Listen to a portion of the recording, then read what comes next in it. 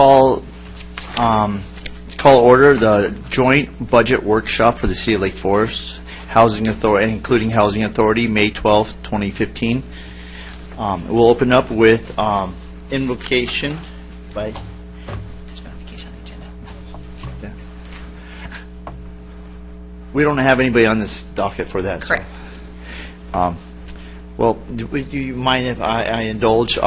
If those that would like to join us in prayer, please bow your head. Heavenly Father, we just thank you and praise you, Father God, for the City of Lake Forest. We thank you for the great nation that you have blessed us with the ability to live in, Father. We ask, Father God, you would bless and protect those that are serving overseas for us right now, Father God. Thank you for keeping our sheriff deputies and firefighters out of harm's way here in the city and the county, Father. We ask, Father God, that you would bless us with wisdom from on high. We ask that this meeting go quickly and that you give us the best results for this meeting. We just thank you for this peace in this chamber. We thank you for our friendship, and we just thank you, Father God, for being here. In Jesus' name we pray, amen. And the Pledge of Allegiance will be led by Mayor Pro Tem Andrew Hamilton. I pledge allegiance to the flag of the United States of America and to the republic for which it stands, one nation under God, indivisible, with liberty and justice for all.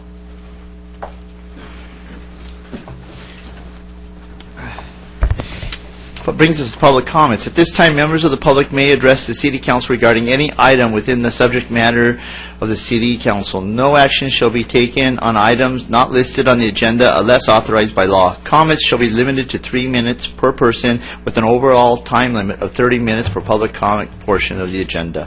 Any person wishing to address the City Council on any matter, whether or not it appears on the agenda, is requested to complete a request to speak form at the side and complete the form and submit it to our city clerk. And Madam Clerk, do we have any? We've had no requests. Okay, bring it back. At this time, we'll open this meeting, the joint workshop, and turn it over to City Manager Bob Dunnick.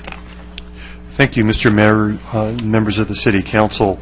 This evening is the Council and the community's first look at the proposed budget for both the City of Lake Forest and the Lake Forest Housing Authority for fiscal year 2015-16, as well as a 2-year proposed capital improvement budget that would run from 2015 through 2017.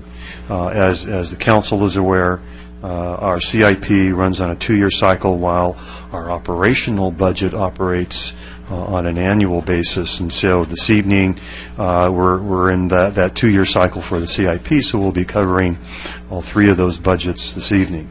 Tonight I'll just have some brief opening remarks, and our Director of Finance, Keith Neves, has a presentation this evening to run through a general overview of the budget. I'm not going to steal some of his thunder because I know it's on his slides, so I'm going to truncate a bit of what it is that I'll be saying fundamentally, and once he's finished, Mr. Mayor, we'll turn it back to you for any comments from public that might be here, and obviously then, as we have in the past, it may be prudent to just start at the beginning and work through each of the departments that are identified, and that starting with the Council all the way through, and also obviously at the Housing Authority as well as the CIP.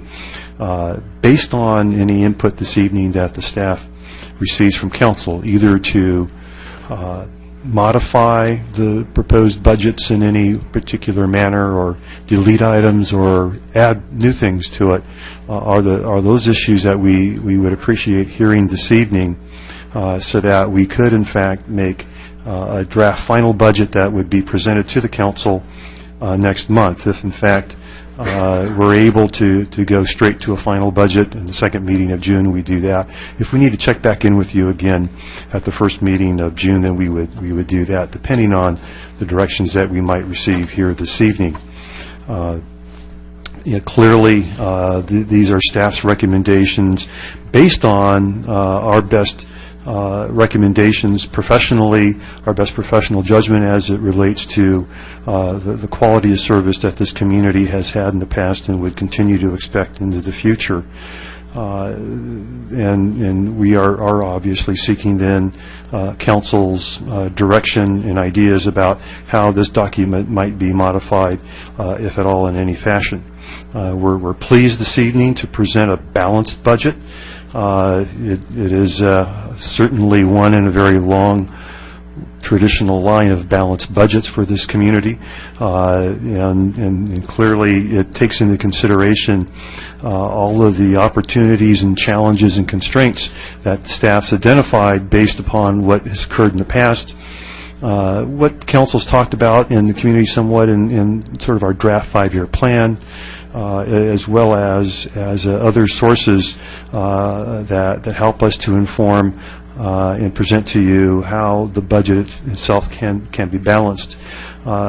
So just a few additional comments before I turn it over to Keith. The city, as we're going forward, is going to be faced with many new opportunities and challenges over the next 5 years. And when we look at our budget on an annual basis, the staff always projects it out over a 5-year period, so that if it's balanced today, we believe it'll be balanced 5 years from now.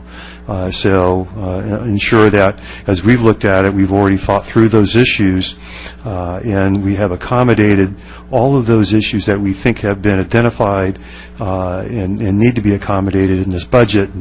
And clearly there are a few I know that we've talked about at length, even out of the 5-year plan, about, for example, increases in the law enforcement contract. All of those projected costs are included in the balanced budget that you have before you this evening. A lot of those new challenges over the next 5 years are going to include new neighborhoods, additional traffic mitigation. We're going to do new park amenities. We're going to start construction over this next 5 years for a new civic center. It would include a senior center and a performing arts venue. So there's a lot of really fun and exciting projects yet to be done for this community, and challenges that I'll briefly end with when I get to that point in my remarks. As we often do, we always like to go down what's occurred in the last fiscal year, so it gives us a basis for saying, well, okay, did we achieve many of the things that we set out to do originally? And I think the good news for 2014-15 is yes, and I think first and foremost out of all of that, while Keith's going to talk about it a bit, I can't help but mention again, as we all do almost every time, the sports park, and of course the completion and the dedication and the opening of our Lake Forest Sports Park and Recreation Center. Certainly, as we've often heard, even our mayor talk about it, with the finest in Orange County. Maybe beyond that, I know those things have grown in terms of our own perspective, but we've obviously worked hard as a community and as a staff with our consultants and the contractors to deliver that project on time and under budget. When we look at the sort of 5-year plan, but also when we look at the surveys that we've done over the years, and of course we just completed one, and we know that the community satisfaction surveys showed a high level of satisfaction again for the services that the city provides. There's still themes that certainly present themselves. Of course, the first question and response is what's the biggest challenge over the next few years? And people might say, well, I can't think of anything. But when you get down to the first thing that really clicks, of course, there's several that come to mind. Among those are like public safety. It's certainly always a priority in this community. While the community is highly satisfied about the provision of public safety services in Lake Forest, they find it to be nevertheless important. And part of that this last year certainly was maintaining a very fiscally prudent approach to with our contract partner about what we're doing. And we've tried some new programs. I think one that I think is really noteworthy was the Child Safety Academy, and that goes back a few years with the council's intent in putting something together for the community that's free of charge when they sign up, where we can help the youth of this community become more aware about issues like abduction or sexual assault or internet safety, self-empowerment. We've had some just incredibly fun, but also, I think, very educational programs. We've done like 3 of them, and I know we're continuing to do those. And I think that's really a recognition by the council that investment in our youth in that fashion is a high priority, and it speaks to the public safety considerations in our community. Of course, traffic is always an issue, and it's the same issue in virtually all of maybe Southern California, certainly in Orange County, in South County. And of course, over the course of last year, we conducted a variety of traffic forums, and those led to the creation of a traffic advisory group that is being put together now. And I know that we're sending that process up and look to be making appointments to that. The council will be in the very, very near future. So we're doing things as it relates to traffic, and we're doing things again next year that relate to that. And of course, economic development has always been a high priority for our community. So we've done a number of things to enhance our development and business outreach.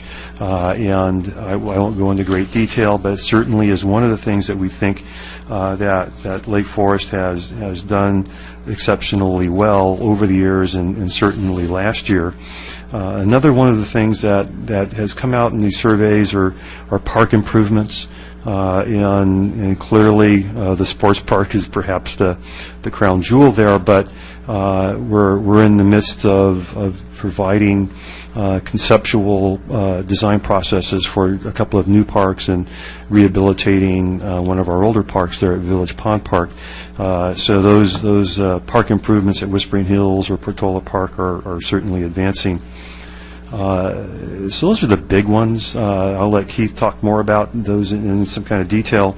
When we look ahead to 2015-16, my conclusion, I know that Keith's conclusion, is that the city is in incredibly solid financial condition. And it's going to allow the council to make continued investments in the quality of life in Lake Forest.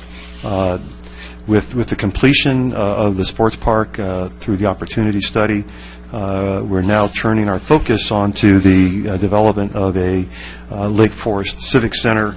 Council is aware of where we're at in that process. It's dubbed our 100-year home, and it's going to be at a location not too far from here, but it's going to, we believe, help meet some of the unmet needs that are still out there, including a meeting center and a dedicated senior center, and the other things that I've talked about, a dedicated but dual operational emergency operations center. So it's going to provide some things that are really focused on services to the community versus just simply providing city offices. We're going to continue with our investment in traffic. The Lake Forest Traffic Mitigation Program, LIFTM, is going to see projects get initiated and completed in this next cycle. And of course that's a fee program that was initiated through the Opportunity Study area, in which we're going to improve a number of intersections throughout the entire community.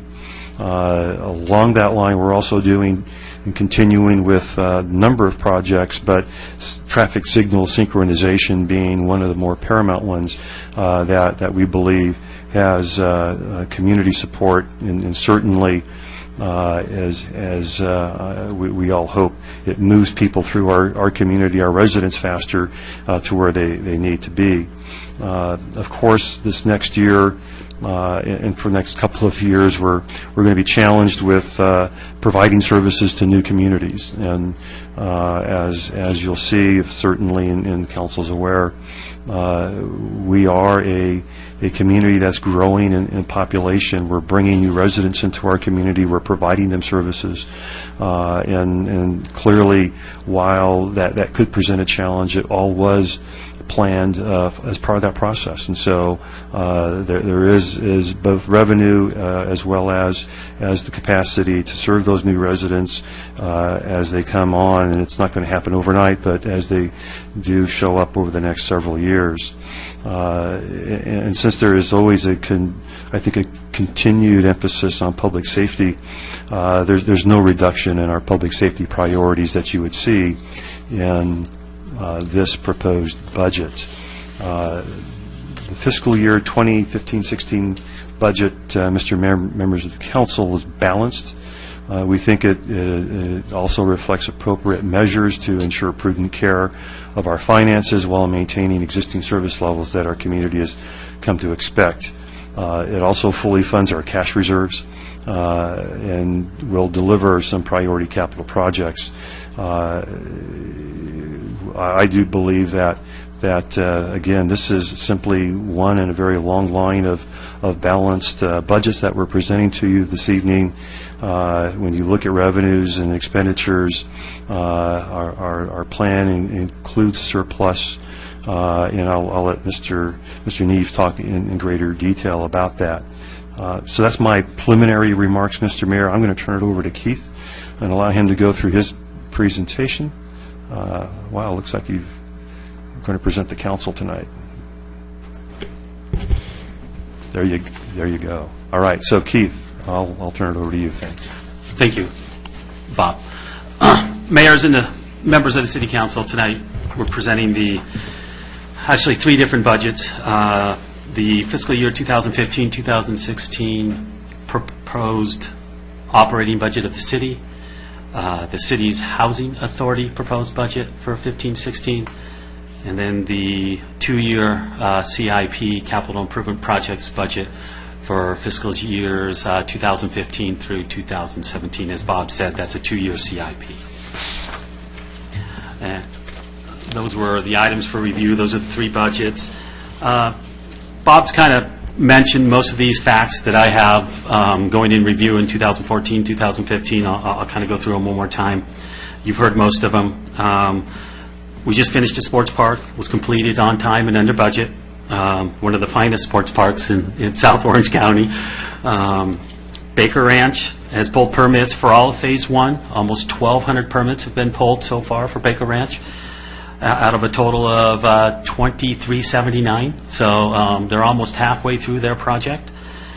Brookfield and Taylor Morrison pulled roughly 60% of the permits. 131 out of 219 permits have been pulled as of today. The city has conducted its 9th annual biannual resident and business survey, where we got a rating of 90% satisfaction for residents and 87% satisfaction for business in that survey this year. Police Services is continuing with their highly successful child safety and emergency preparedness programs in 14-15 and many other programs that they put on throughout the community. The city held traffic forums leading to a soon formation of the ad hoc citizen traffic advisory group, which would be midsummer, late summer. The city also held its 4th Shop and Dine Lake Forest, another very successful operation from the Economic Development Department, 25% increase from prior year. The city is also participating in the Special Olympics World Games. We're partnering with the city of Laguna Hills. Athletes will be staying in Lake Forest and practicing at our sports park. So that will be happening this summer during the Special Olympic World Games. We heard from the young man last week at the city council meeting. Gave a very emotional presentation, very nice presentation. Just another thing that the city is going forward with. And another thing in 14-15, we're also, city is advancing park improvements for 3 major parks, Whispering Hills, Portola Park, and Village Pond Park. Those are all either in design, final design processes, and moving forward. Looking forward, we're kind of staying on the same track that Bob is saying.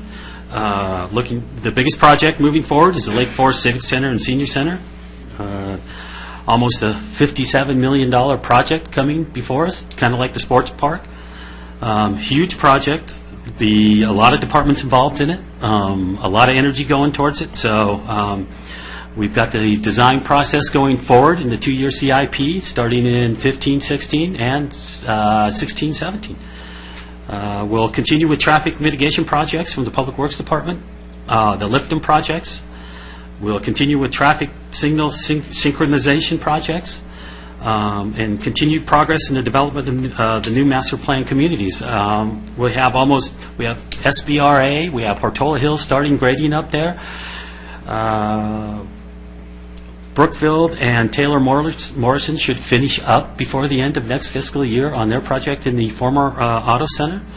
And then you have the Baker family, 250 homes across the sports park, that we'll see how they get started and start moving along on that process.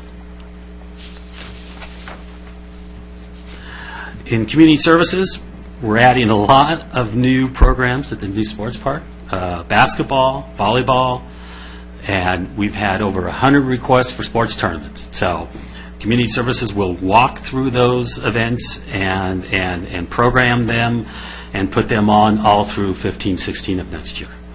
The city will also continue its efforts to attract new businesses through seminars, communication, outreaching, and networking through economic development. There are all kinds of business programs, startup business programs that they've accomplished this year, and they'll move into next fiscal year. And of course, continue policing community programming efforts throughout the city. Drug use is life abuse, National Night Out, Neighborhoods Watch, just a few of many that our police services department puts on each and every year. And you'll see those moving forward in the 15-16 budget. Now, what we have all been waiting for is the numbers. It is a budget, so there are lots of numbers in it.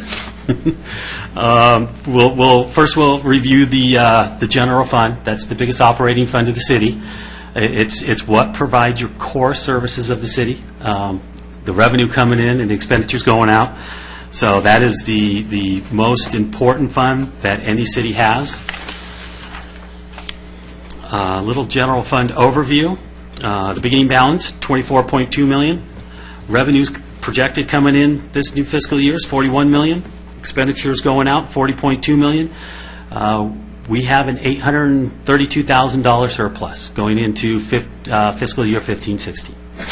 So we do have a surplus.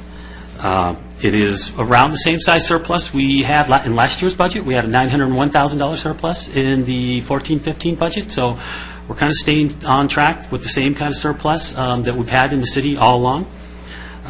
It transfers out this year, and I'll get into the transfers out a couple slides down the line. Roughly about $5.8 million we're going to be transferring out of the general fund balance into the capital improvement projects fund balance. And then we'll have an ending balance of around $19.2 million. That's outside of our reserve funds.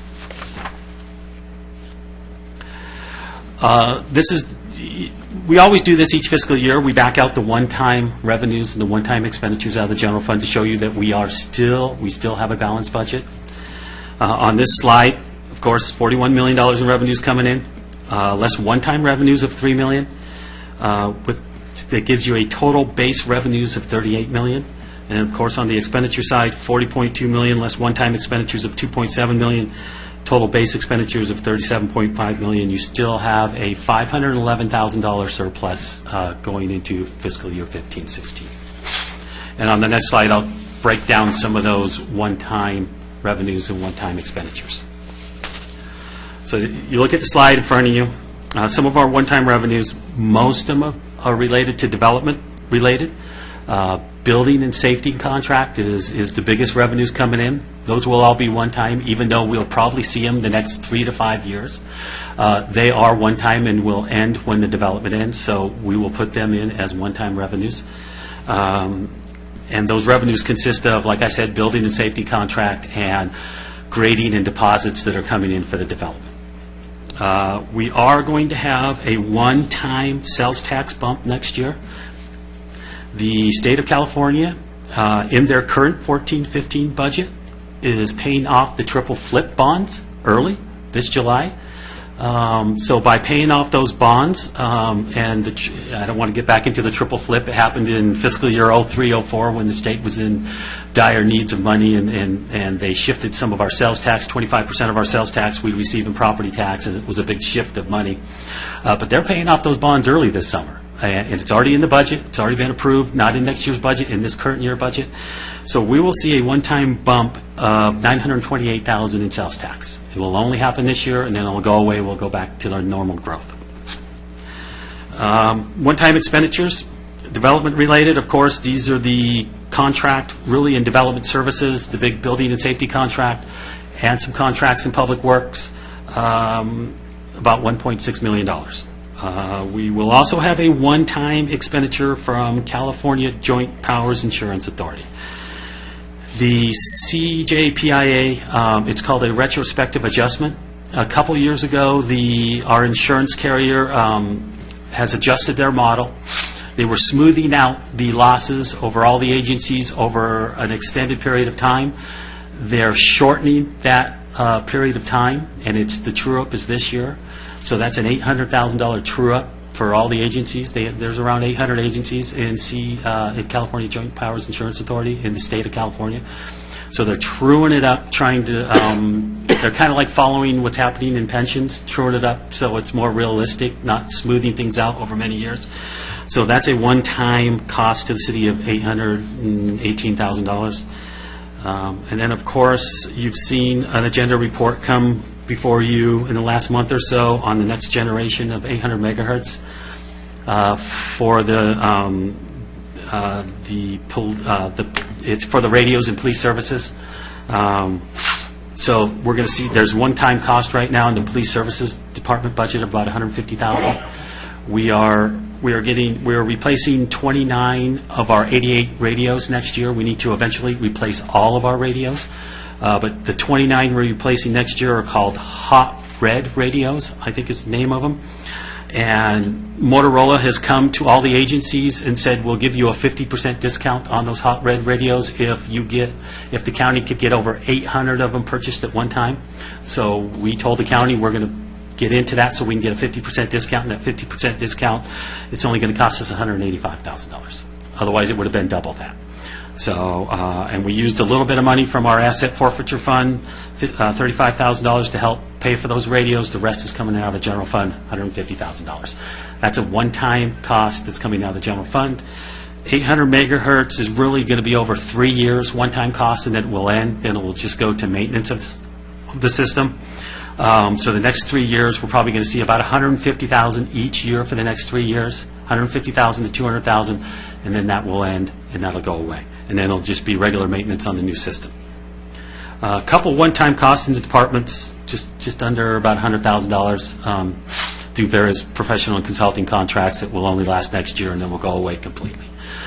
So overall, there you see is the one-time money. We still have a balanced budget of $511,000, even with the one-time money being backed out, the revenues and expenditures. So what makes up our general fund revenues? Overall revenues, like I said, is $41 million. That includes one-time. Property taxes, we're projecting a 5% increase. We still have not seen a majority of the permits that have been pulled and the homes that have been sold coming into the city's property taxes. It's still in the supplemental roll. We're seeing a few come in off the supplemental roll for 15-16, but 16-17 is when we'll see the bigger increase coming off the supplemental roll. The county only brings them off the supplemental roll if it was the home has shifted ownership before December 31st. Of any year, and that will get on their next year's property tax roll for the city of Lake Forest, but sometimes the county's behind and they stay on the supplemental roll for almost 18 months. So the supplemental roll goes to all the cities in Orange County. So, but that number, 5%, is one of the bigger numbers we've seen in the last couple of years. The last few years it was anywhere from 2.5% to 3% increase, but this year it's a 5%. Now, the Consumer Price Index adjustment from the Board of Equalization this year is not a full 2%. For Prop 13, it's 1.99. It's almost a full 2%, but it's just under your 2%. Sales taxes, we're looking at about a 3.7% increase. Sales taxes look good. They're healthy. We're seeing a lot of businesses increasing in the city of Lake Forest. The city manager and I just sat with the sales tax consultant before this meeting and went over another quarter sales taxes, and we're looking good on sales taxes. TOT, we see an increase of over 5%. Our hotels are really filling up. There's really not a lot of vacancies in our hotels. We're probably at the all-time high on revenue coming into the city with our hotels this next fiscal year. This 14-15 will be our all-time high. Next year will even be higher. So our hotels are really filling up in the city of Lake Forest. All other taxes increasing about 7.4%, and that consists of franchise fees, cable, gas, electric, and trash, and then real property transfer tax. Anytime there's a property that's transferred in the city of Lake Forest, there's a tax on it, and we get a percentage of that tax. So that's what's driving that 7.4%.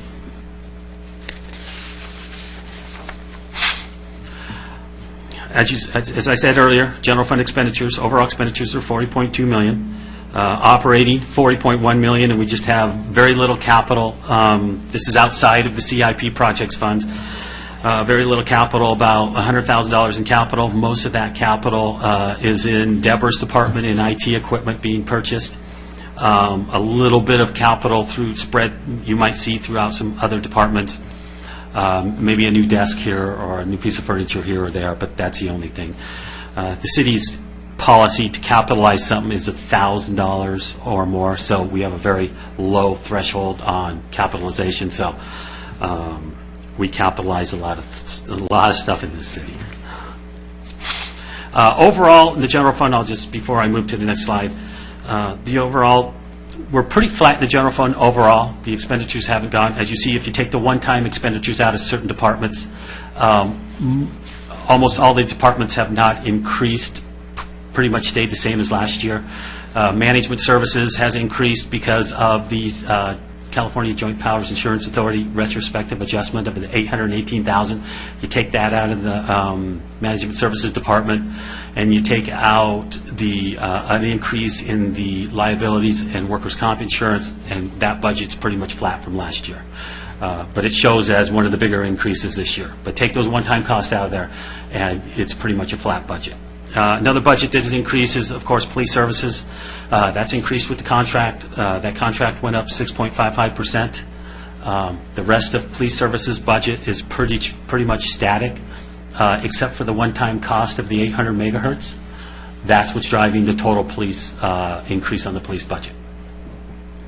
Otherwise, the rest of the departments out there, Public Works, the increase in Public Works is really... Last year, we budgeted 3/4 of a year on the maintenance cost for the sports park. We have a full fiscal year in front of us, so there's a full fiscal year of maintenance cost for the sports park. That was probably the biggest increase in the Public Works department. Otherwise, all the other departments you can see within the budget are pretty either static, small increases, or small decreases. Here's your general fund expenditures by department, show you a percentage. And of course, as always, police services is the biggest percentage at 38%. That's followed by the Public Works Department at 24%. And then it moves down from there. Management services at 13%, community services at 9%. And then very little change throughout the rest of the departments. I did want to mention one department I didn't mention, development services. You saw a big decrease this year in development services. Over the next few years, that department will increase and decrease depending on the development going on in the city, because the biggest contract in that department is your building and safety services contract that we just approved, I think, 1 or 2 meetings ago. So depending on how many permits are being pulled or how many permits are not being pulled, that's going to drive that contract and that cost in that department. Otherwise, that department is pretty flat all the way through.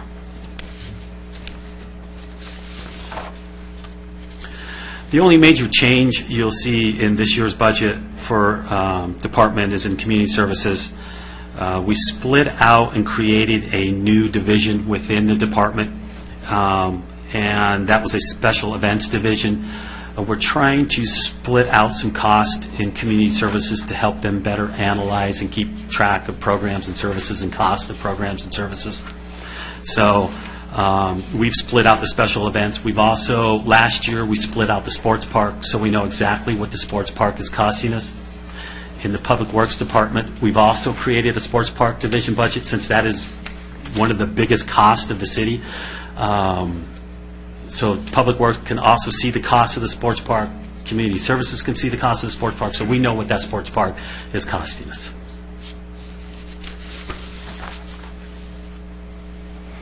As you see, we're pushing over just roughly $737,000 to reserves. We started out with $19.6 million. Per the reserve policy, 40% of general fund revenues.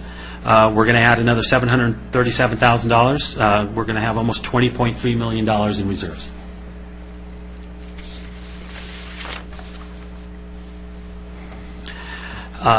Couple transfers you see in the budget on the revenues, expenditures, transfers, and fund balance sheet. We are transferring out the big decrease, like I said, in the general fund. We're transferring out $7.4 million, and that's per the policy, CIP policy. That policy was created back in 2005. That policy states that we look retrospectively back at the 2 previous fiscal years, the audited financial statements, and the difference between the revenues and the expenditures. We take the difference between the revenues and expenditures and we move it over to the city's CIP fund. And that's how we fund our CIP projects. So over the last 2 years, we had $7.4 million of revenue over expenditures, so that's being transferred into the CIP fund this year. And that's just a loan, correct? No, that's not a loan. It's still unrestricted money in the city's capital improvement projects fund. Okay. It's not going into another fund that's restricted. So you can transfer that money back into your general fund anytime you wanted to. And then, per your reserve policy, which I just spoke of, you have roughly $737,000 more going towards reserves to meet your 40% reserve policy. And then the other transfer is from our Lifton fund back into our general fund. The city back in 2009, 2010, 2011 put some upfront money in the Lifton fund because the development hadn't started yet, and the developers hadn't started paying their Lifton fees. So the city put a little seed money in there to help start those projects. Well, the development has started. We've received the money. We have enough fund balance in there. We're taking that out of the Lifton fund and putting it back into the city's general fund, where it's unrestricted. It was restricted only for Lifton projects in the Lifton fund, but we're going to transfer that back into the general fund, pay the city back its money that they originally put in there, didn't need to use it, and we just put it back into the general fund. Now it's unrestricted in the general fund.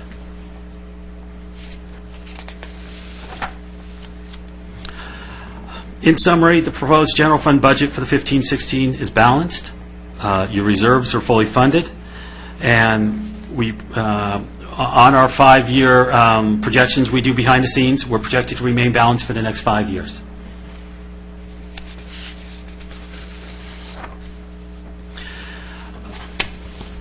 The next part of the budget is the all funds, which includes the general fund. I just want to give you an overall view of the entire city now, just not the general fund.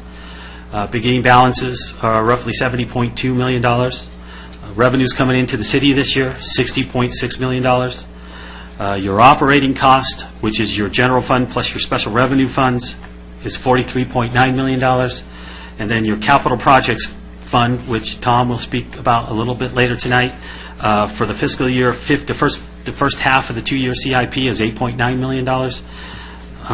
So revenues less expenditures, you're going to put about $7.8 more million into fund balance this year at the end of the year citywide.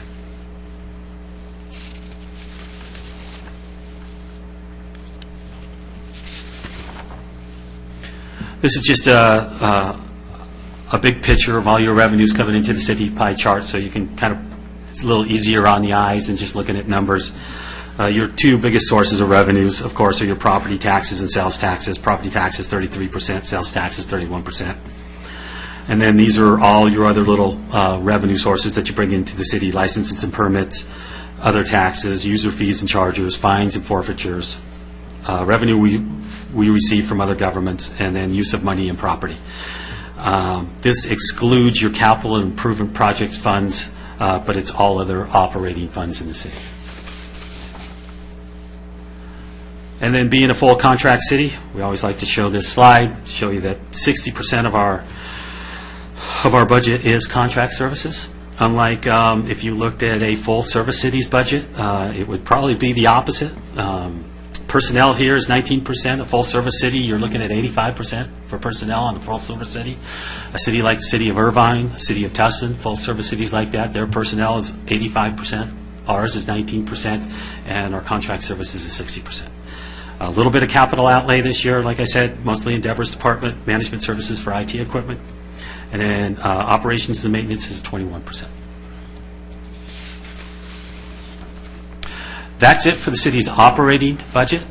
We'll move on to the city's housing authority operating budget. Our housing authority budget has roughly $264,000 in beginning balances. Revenues this year, about $131,000. That consists of maybe a little bit of rent, depending on how fast Family Forwards takes over Saguaro. So we expect a little bit of rent to still be coming in at the first part of this fiscal year. The other part of that money is some of the money that Families Forward will pay us per the agreement, $100,000. And then on the expenditure side, we'll see just a little bit of expenditures, about $77,500. That's the transfer and some title stuff and everything else going to Family Forward, some professional and consulting services. It will also consist of some professional and consulting services to see what we can do with some of the other property in the housing authority. Your ending balance there would be about $318,000. That's all for the housing authority. The last budget is the capital improvement projects budget for I don't want to say 2015. I don't want to say fiscal year 2015, 2017. It's just a 2-year CIP for years 2015 through 2017. Total expenditures that we have in the proposed capital improvement projects budget is $14.7 million. In fiscal year 2015-2016, we have $8.9 million, and in fiscal year 2016-2017, we have $5.8 million. I will turn the mic over to Tom Wheeler, our Public Works Director. He'll go through some of the projects and let you describe what's going on in the next 2-year CIP. Is it your preference that we just get through this and then go to questions, or okay, all right. Thank you. Mine has more pictures and less numbers. Thank you. The capital improvement projects, we have 31 proposed projects in 5 separate categories. That includes the design of the Civic Center, really designed to improve the quality of life for the community. We've included the list in the strategic plan workshop, and out of that workshop we got one comment back from Councilmember Nick to bring back a project for conversation. That's probably on our next slide. We have 2 projects that we'd like to talk to. One is the Alton Parkway sign, or Alton Park sign, excuse me. And then also is water conservation in general, and creating a project, or really a placeholder project for any potential projects that may come up in the next 2 years that we may have to address. So the first project to talk about is the Alton Park sign. This sign, the picture on the left was the existing sign, thanks to Google Street View. The history there, a few years ago, it was hit by a car.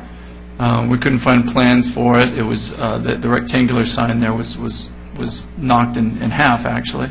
On the right side is the new sign that we replaced it with. That's our I'll call it our standard park sign. So after replacing it, we received a complaint and then a petition by a neighbor who's a retired art teacher that lives up in Foothill Ranch. And he let us know that the cobblestone, or the river rock that we use in our signs, didn't match the tan stacked stone that is common throughout the Foothill Ranch development, and you can see it around the Alton Park sign. That cost was about $10,000 to $15,000 for a new sign. So at that time, this was part of the Tamarisk and Rimgate projects. It was under that contract to provide the sign. So at that time, we planted shrubs around the stacked stone wall, so it wouldn't clash. The two materials wouldn't be next to each other, to screen the two materials. And that's where we sit today. I know the member was here at a council meeting a few months ago. Councilmember Nick asked that this be brought back out of the strategic plan workshop for further discussion. So that is that item. And then just the other item that staff would like to bring forward. This was not included during the strategic plan, so we want to highlight it and bring it forward. We're in a drought. We all know that. We've heard about that frequently. So we've created or brought forward for discussion is really a placeholder project. New rules are coming down. They'll be implemented by July 1st. So they've gone from the governor as ideas to the State Water Board. They've passed that down to the individual water districts. Each district is handling how they're going to handle the drought separately. So we're waiting for those to come down. We've met with both water districts. And I'll just caveat this statement, but we believe at this time, with what we currently know, based on meeting with both water districts, that the city will be in fine shape to meet. We either currently meet or exceed, or will be able to easily meet or exceed all the restrictions that are coming down, that we anticipate coming down at this point in time. So hopefully that's enough caveats, but we believe we've been really good stewards of how we use our water over the years, and the way that the state is designing the restriction program, it's really going after the abusive users first. And they're trying not to punish people that have been really good stewards of their water currently, and telling them to squeeze even more out, even though they've been doing it for so many years. So we've been doing that. We've been very proactive over the years in this city. So we believe we're in fine shape, again, with the knowledge we know currently today, based on the information today. So we're not saying we know for certain what's going to happen, but we believe we're in good shape. But just in case, we've identified several potential projects as placeholders if needed. These projects are not included in the budget at this time. So if if council desires, staff could bring this back at the budget adoption with some budget placeholder in there. We don't know what projects we'll need in the next 2 years to do. Certainly, the recycled water projects are depending on the complication of the system, but the most bang for your buck, if you will, that we get out of it. Assuming that we can get the water service to the park, and these are all next to all the 5 parks identified as potential recycled water projects: Etnies Park, Serrano Park, Lake Forest Park, the Lake Forest median islands, in certain portions of Big Parkway median islands. All are near recycled water lines. So with that, it's a matter of changing out, put up more signs, changing out some of the irrigation systems. So those are good projects to do. Recycled water projects aren't under the same restrictions, so it takes that potable water out of the equation.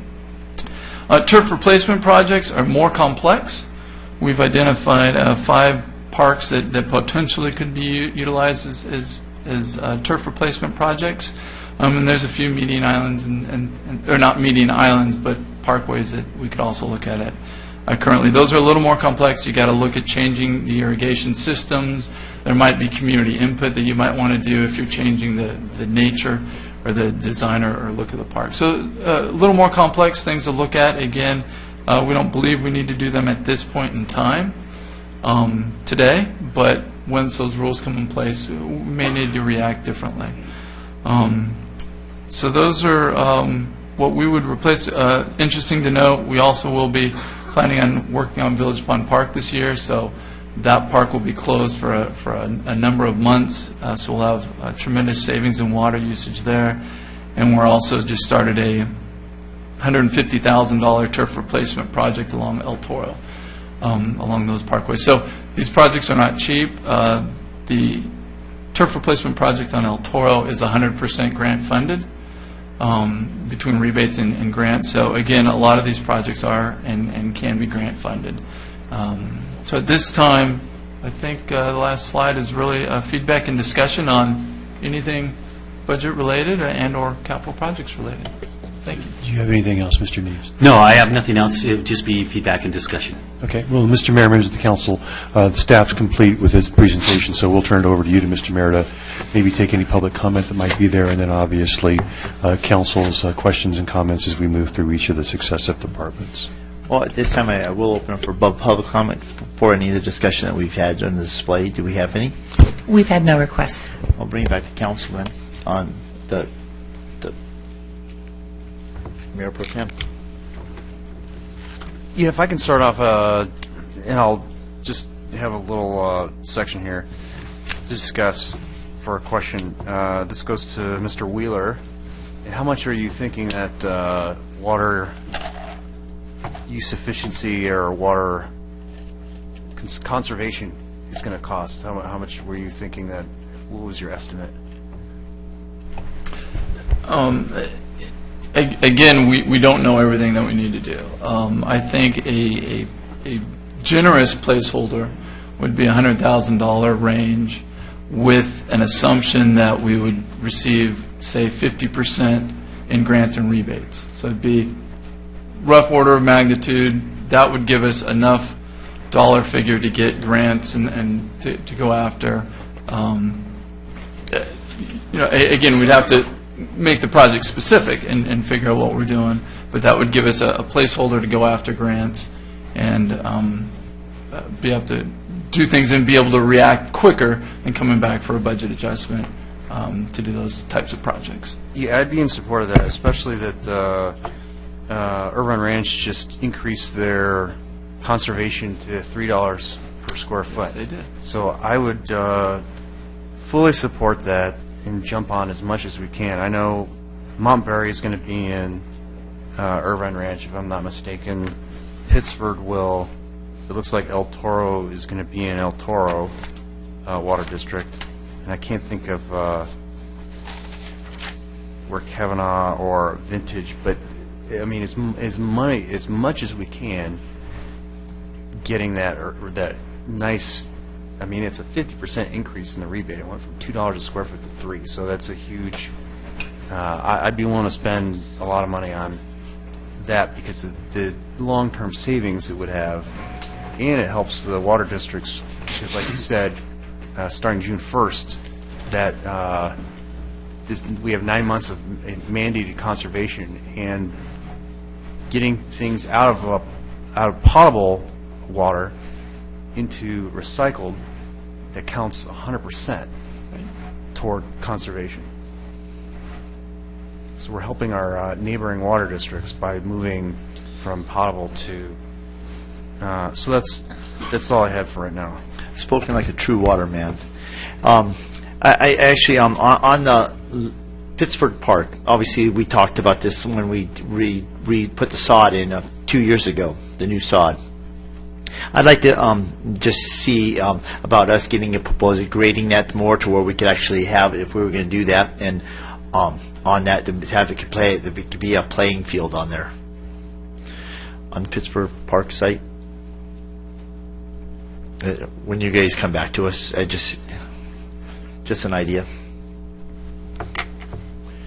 No, obviously we're going to take community input on switching the natural grass to turf at those times, or no? Or it's changing the whole compass, so that lots a lot of grass to be taken out of. I'm sorry, yeah, and just to be clear, we wouldn't propose, this is to replace turf with shrubs or something like that. We wouldn't propose, unless it gets really drastic, to really dramatically take out turf. I think we'd be looking at, and again, this is the really complex thing where if you really wanted to get serious about turf replacement, I think you'd need some public outreach. You're going to need to hire a designer. You're going to need to change irrigation, because that starts changing the character and nature of the park. That's all I was bringing up. Thank you. Just to Councilman Roberts. Okay, he's.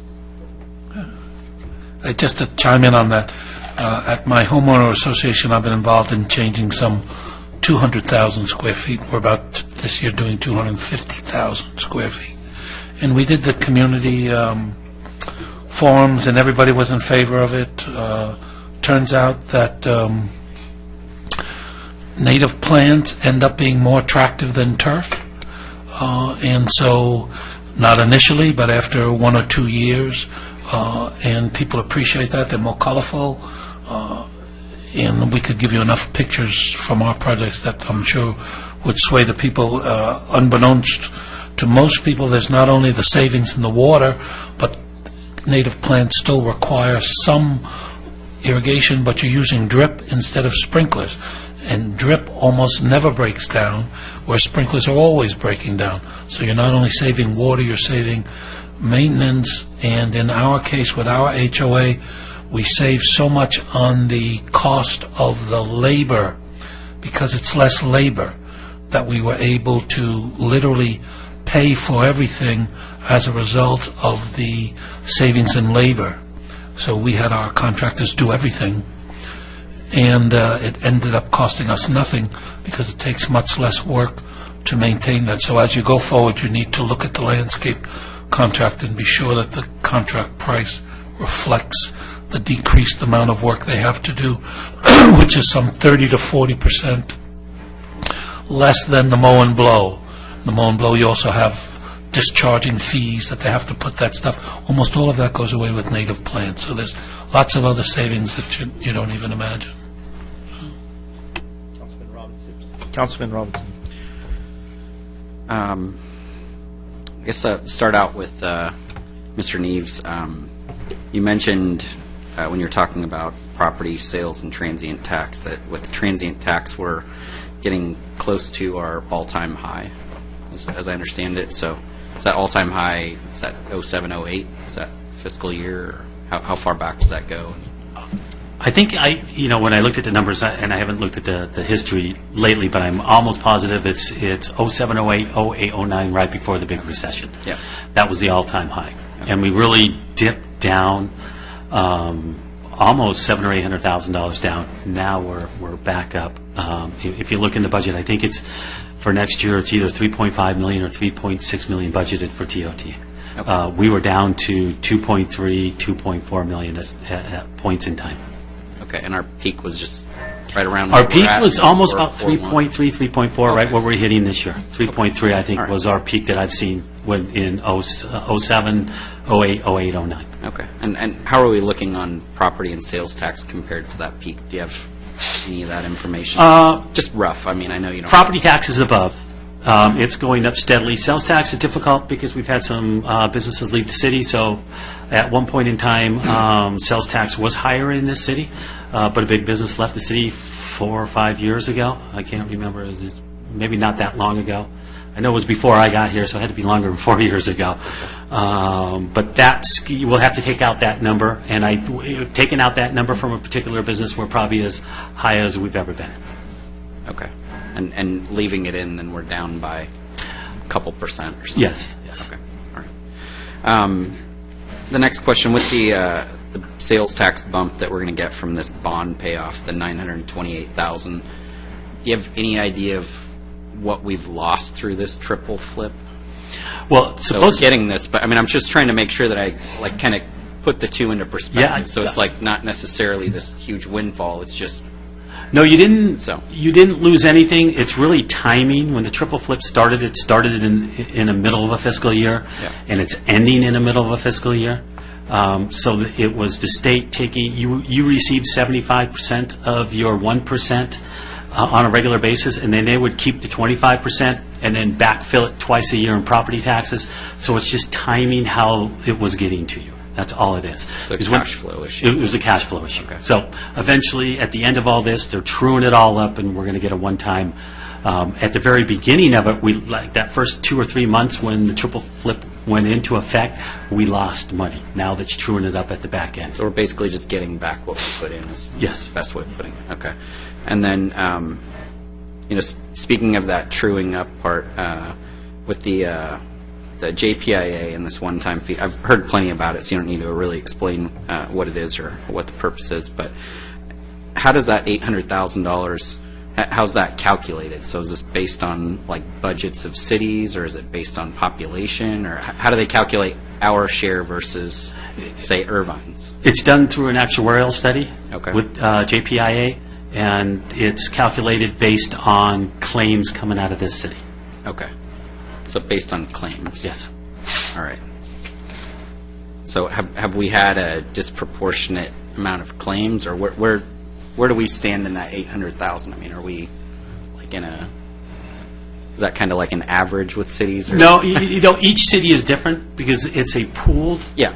you know, it's pooled, and you get a share of the pool, and what they're trying to do is break this down to more of what's happening in your city. We're charging you for what's happening in your city. Sure. Of course, we're all putting a little money into the pool, because that's why you go into pools, to help you on maybe a big claim that happens in a city here or there. But it's just proportional to your claims, what's happened in your city over a period of time. Okay. All right.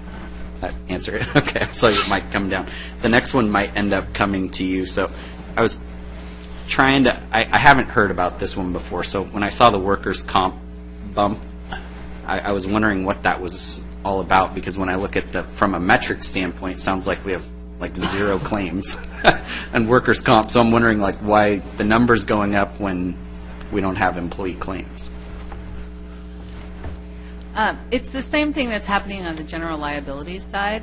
We have our annual contribution, so that did go up some. Yeah. And that's just based on what we're experiencing, plus paying our share of the entire pool's loss, so what other cities are experiencing.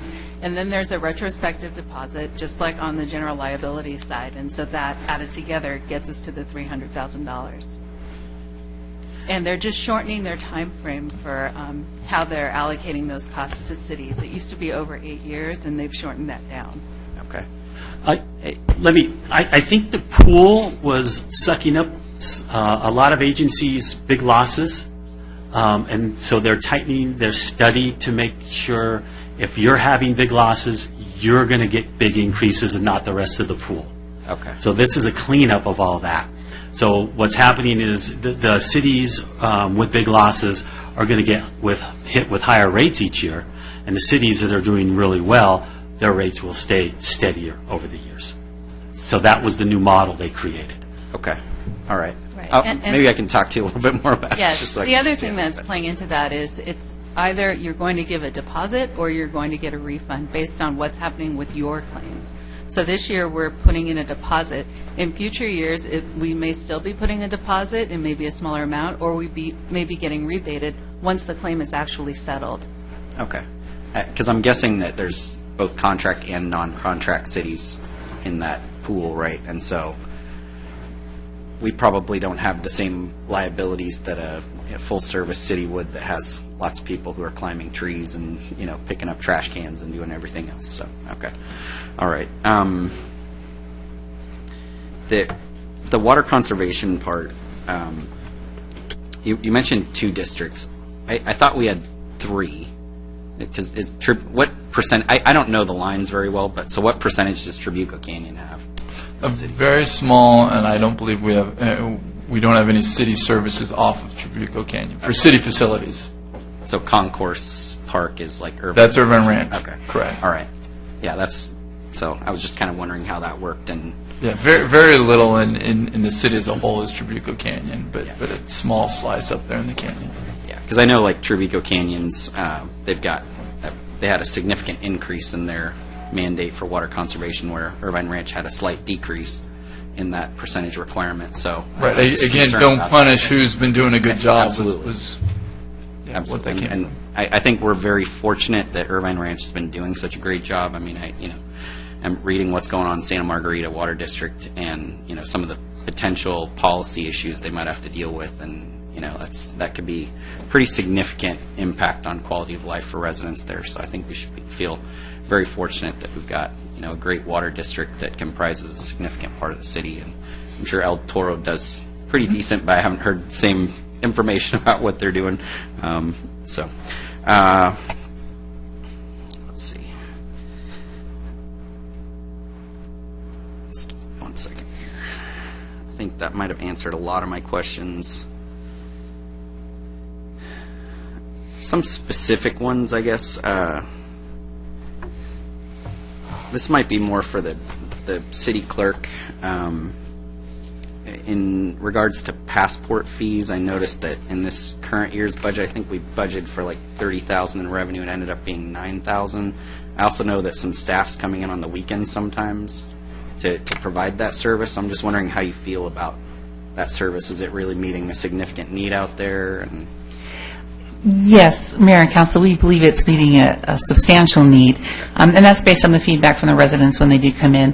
We held one Saturday Passport Day. It was basically an outreach effort, and we felt that it was, even though it netted out, when you look at the overtime, a slight actual cost to the city, the outreach to the residents and the gratitude that they expressed for us providing that service was very good. The $9,000 for this fiscal year, that was just, we had no idea what the revenue would be.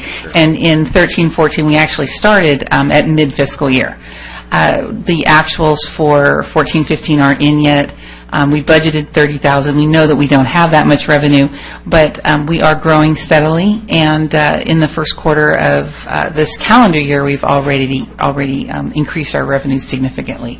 So it's a slow build to that service. We've been doing it about a year and a half, and the residents have been very, very receptive to it. Great. Okay. That was my main concern, was just how the staff might feel about. I wasn't sure how many Saturdays, and I just heard about the one recently. So, yeah. Okay. Let's see. Then, getting back to this, is kind of like Housing Authority. I think it was in both the Housing Authority and General Fund pages, but the Saguaro property.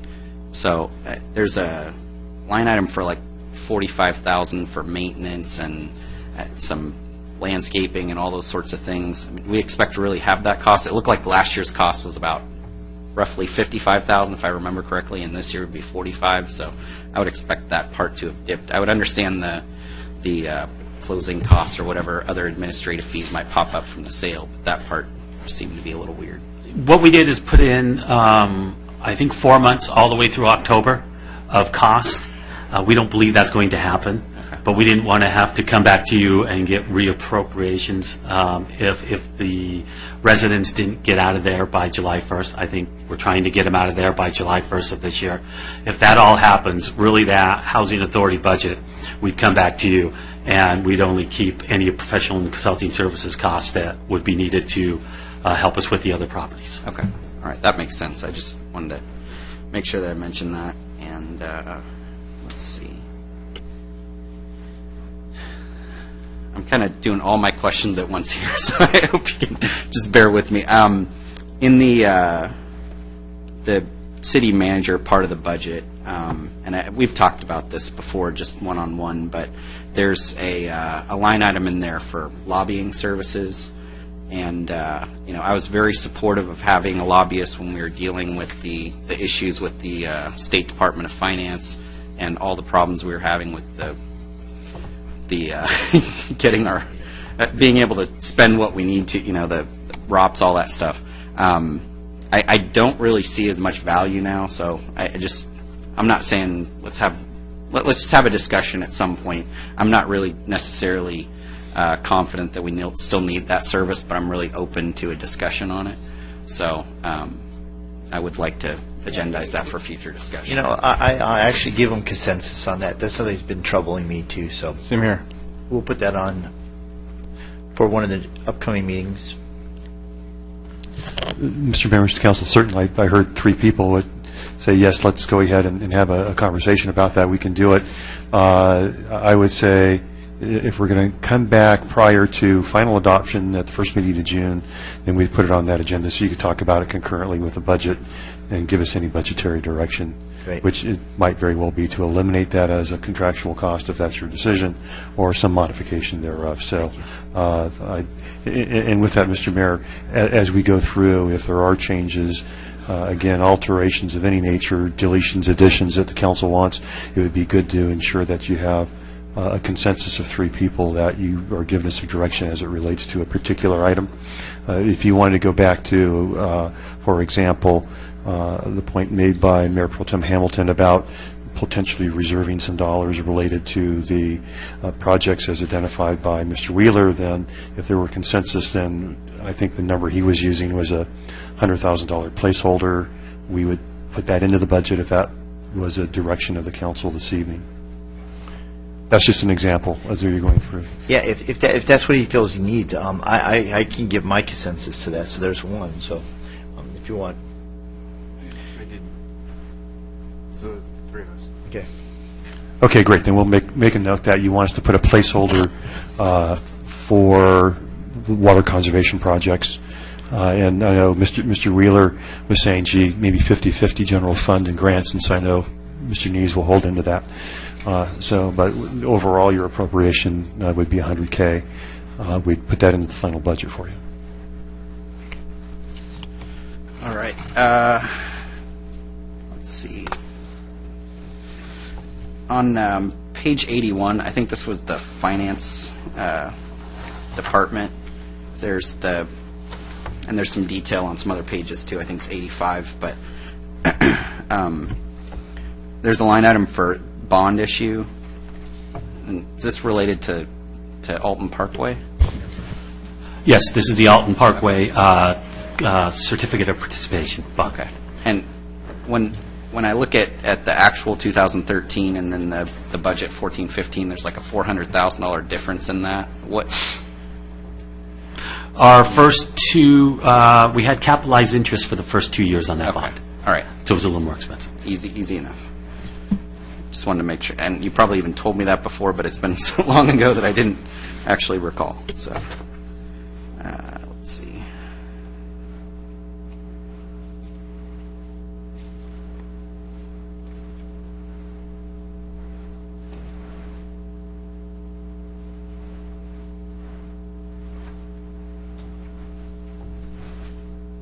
I think that covered everything that I had at this point. So, yeah. So thank you very much. I appreciate it, and I appreciate the presentation. I'm very impressed with just the staff's focus on fiscal responsibility. In my mind, that's the number one issue that people talk to me about when they say there aren't any problems in town. They're saying keep making sure that you're being fiscally responsible. So that's what they really want us to do first, and then second, traffic and public safety and so on and so forth. But they want to make sure that we're spending our money wisely, and we're doing a phenomenal job with that. And I like the fact that we continue with focusing on what our one-time revenue versus one-time expenses are, and being cognizant of that, because I know a lot of cities don't necessarily do that. They're just go, go, go. We're a lot more restrained. So I appreciate that. Okay. Councilman Nick? Thank you.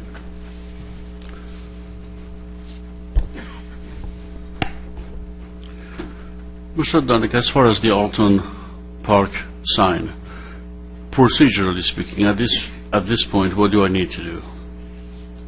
Councilmember Nick, if you're desirous of placing that into our 2-year CIP, then I think you'd want to make a motion or get consensus of 2 other members of the council to put in an amount into the CIP for that purpose, and depending on whether you want it the first year or the second year. I believe the number, if memory serves correct, and I'll look to Mr. Wheeler to correct me if I am wrong, it was about $11,000, I believe, was the last number that I saw, right around there. Mr. Wheeler, is that correct? Yeah, we were using 10 to 15,000. 10 to 15,000, so, okay. You'd want to see if there's consensus to include that in the CIP for that amount. Great. Thank you, sir. Well, for the sake of time, Mr. Dunick said it best. I am asking for consensus for us to put it in the CIP, hopefully for the first year. My thinking is that although functionally the sign is definitely adequate, it does not conform with the neighborhood. It does not conform with the other parks in Footy Ranch. When you go to Portola Hills, when you go to Footy Ranch, when you go to Brentwood, Bel Air, wherever you go, usually signs are consistent. There's a harmony.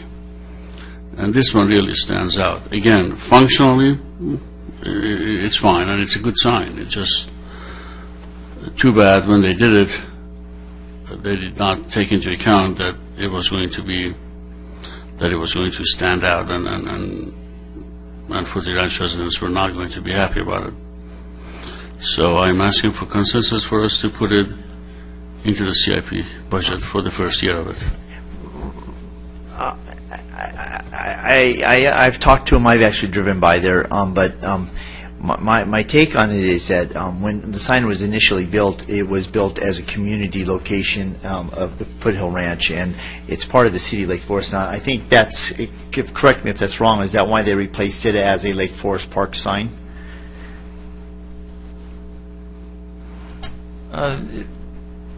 We didn't have any other thing. That was certainly the overriding consideration was trying to extend the brand, if you will, of Lake Forest signs. Let me ask you, the other parks that are in Foothill Ranch, I think there's Foothill Community Park. Does it have a sign that's different than the others, or does it match the one that's over here? I thought someone might ask me that. Let's see. So we have, overall, we have 29 city-maintained parks. Borrego? Throughout the whole city, there's 29. There's 21 of those parks have got the River Rock design. 5 parks have got a custom design with Lake Forest emblem on it. Baker Ranch is the newest example of that. And 3 parks have no city sign. Borrego, Foothill are 2 of them that don't have any city sign at all. They have the city rules sign, but they have their original developer's sign. I can't remember which is the third park offhand. Councilman Robinson. What's the policy that you're focused on right now? So, like, if this happens somewhere else, I mean, where are you getting your direction at this point about what to do if somebody crashed into a sign, there was an earthquake? I mean, there is no policy. Okay. At this time. So at the time that happened, the city had extended. We're doing the Tamarisk and Rimgate project. We had, which was the design was started before I came here. There was 3 or 4 city signs that we were installing in other parks as part of that project. So I think it was, I believe it was a concerted effort to start adding and branding, if you will, the city sign. These are city parks, and and wonderful take pride that these are city parks. So I think that's the idea. By default, when that happened, we had no other plans. We couldn't find the existing plans of what that sign was. We had an existing project where we were putting in city park signs right throughout the city, so it was a logical idea to do that, and we brought that forward, brought it forward to Parks and Rec, and not exclusive, like here it is, but it was part of the plans that were approved. And when we brought that up, this is really the first time we've kind of had these conversations about branding, and it also came up during the Baker Ranch development. They've got they said, hey, this really doesn't match our development. Your standard sign, can we do something a little different? And it was, yes. And came up with a nice looking sign there. So, so like I said, 5 custom signs throughout the city, and then most of them are our standard sign. Okay. Would we know, was there ever any direction that came from, like, the Park and Recs Commission or previous councils that, hey, we want to try to have some conformity here, or has it just been kind of more of a staff-focused? The original design for the park signs was vetted by the city council, and the use of River Rock has been a consistent theme for the community, and consequently that original design was there, but there was never, as I think Mr. Wheeler has identified, there's not a hard, fast written policy we could put in front of you that says everything needs to now change to this. Over the years, I've heard conversations from different council members that would suggest that some of the city entrance signs that use the very same theme should be reevaluated, but that was never done. Consequently, if the council felt like it wanted to revisit and create a policy, you could either do that as in this one instance, as requested by Councilmember Nick, you could change this one sign back to what it looked like or similar to it when it was in Foothill Ranch and solely that, but then still address a policy that says here's what we want to do going forward, either replace and like, or we want everything to be uniform, or we'll say it's fine if it's going to be in an individual community, for example, Baker Ranch. We've sort of deviated now, and so there's probably less justification to say everything has to be uniform when you're already deviating from it. So you could certainly hold the Alton Park sign for a broader policy conversation. So you could do that either way, either do it now and then have a conversation, or hold it and have a conversation if you wanted to create that policy. If not, then at this juncture, based on I think what we know and the experience has been, we'd probably, and I talked to Mr. Wheeler about this, probably just change it like, or as close as we could, all right, to what was there previously. But as he's indicated, most of the signs are all the standard River Rock signs. And consequently, I guess the question would come up, if we had another one damaged in Foothill Ranch, what would we put there? And we'd probably want some sort of guidance from you as to how hard and fast you want it to be. So it's not a bad conversation. It doesn't have to be with the budget, however. And that's just more of where I'm getting at is, like we don't have one at Foothill Ranch Community Park, right? We don't have a sign at all is what you're saying, right? So We don't have a city emblem yeah, sign. we have Correct. other city signage, but not Yeah, that. the other custom sign I just remembered is actually our sports park. Okay. Doesn't have the River Rock sign either. Yeah. It'd just be one of those things where it's like, what do you do in that instance? So, and I don't want you to have to come back to us every time a sign needs to be built. I mean, I think that we should have some sort of, policy in place that gives you some direction so that we don't have to have the, discussions about minutia. I mean, I agree with Councilman Nick that, it's unfortunate that that feedback wasn't there at the beginning, however it would have been, whether it would have been outreach on our part, or if they would have said, hey, the sign just got damaged, please replace it like it was. I see the issue on two sides. So, like, number one, they had a sign that looked a particular way, and, if I were some of them, I might want them to, I might want it replaced the way it looked before. Then again, there could be people in that community who rightfully could tell us, you just destroyed a perfectly good sign and spent $11,000 of my taxpayer money to put in a sign that just looks like it used to before, but it's still a sign. So that's where I'm struggling right now. I mean, I think we've got a functional sign. I understand their frustration for sure. I don't think that it's a community-wide sentiment up in Foothill Ranch, but definitely there's a certain area within that particular community that have signed petitions, and we've seen them. We've seen the names, and 2 or 3 streets or something like that. But it's the fiscal responsible side of me says, I wish we could have done it before, but I don't want to just rip down a really good sign that's already functioning. So I mean, at this point, I couldn't support it. But I understand what you're saying. I agree with you. I'd like to do it, but at 10 to 15,000. But my understanding from having talked to many people is that the sign per se is not what they're upset with, it's the stone. So if we would reface the stone, but, leave the rest of the sign alone, I think they would be happy, and I don't think it would cost the 10 to 11. The quote I got from the man who initiated the petition, who had a quote from someone else, was $3,000. So that's a big difference between, the 10 or 15. Yeah, I don't want to spend 10 or 15, but I wouldn't mind spending 3. And I just have to, I mean, I could appreciate a residence number, but I got to take it from, my expert here. So what do you think? The number probably wasn't prevailing wage that he gave you, right? So during construction, when it was first implemented, we did get a cost from our contractor to do just that. It was upwards around $9,000 to do that. There's also going to be risk with trying to chip off the rock and put the stacked stone back up there, that if you end up damaging, now you bought yourself a sign, now you need to go buy another sign for $11,000 or so. So for $9,000, and he was fully mobilized, building, under contract. If you contract separately for just one individual, I think you're around the same cost or similar of just buying a new sign.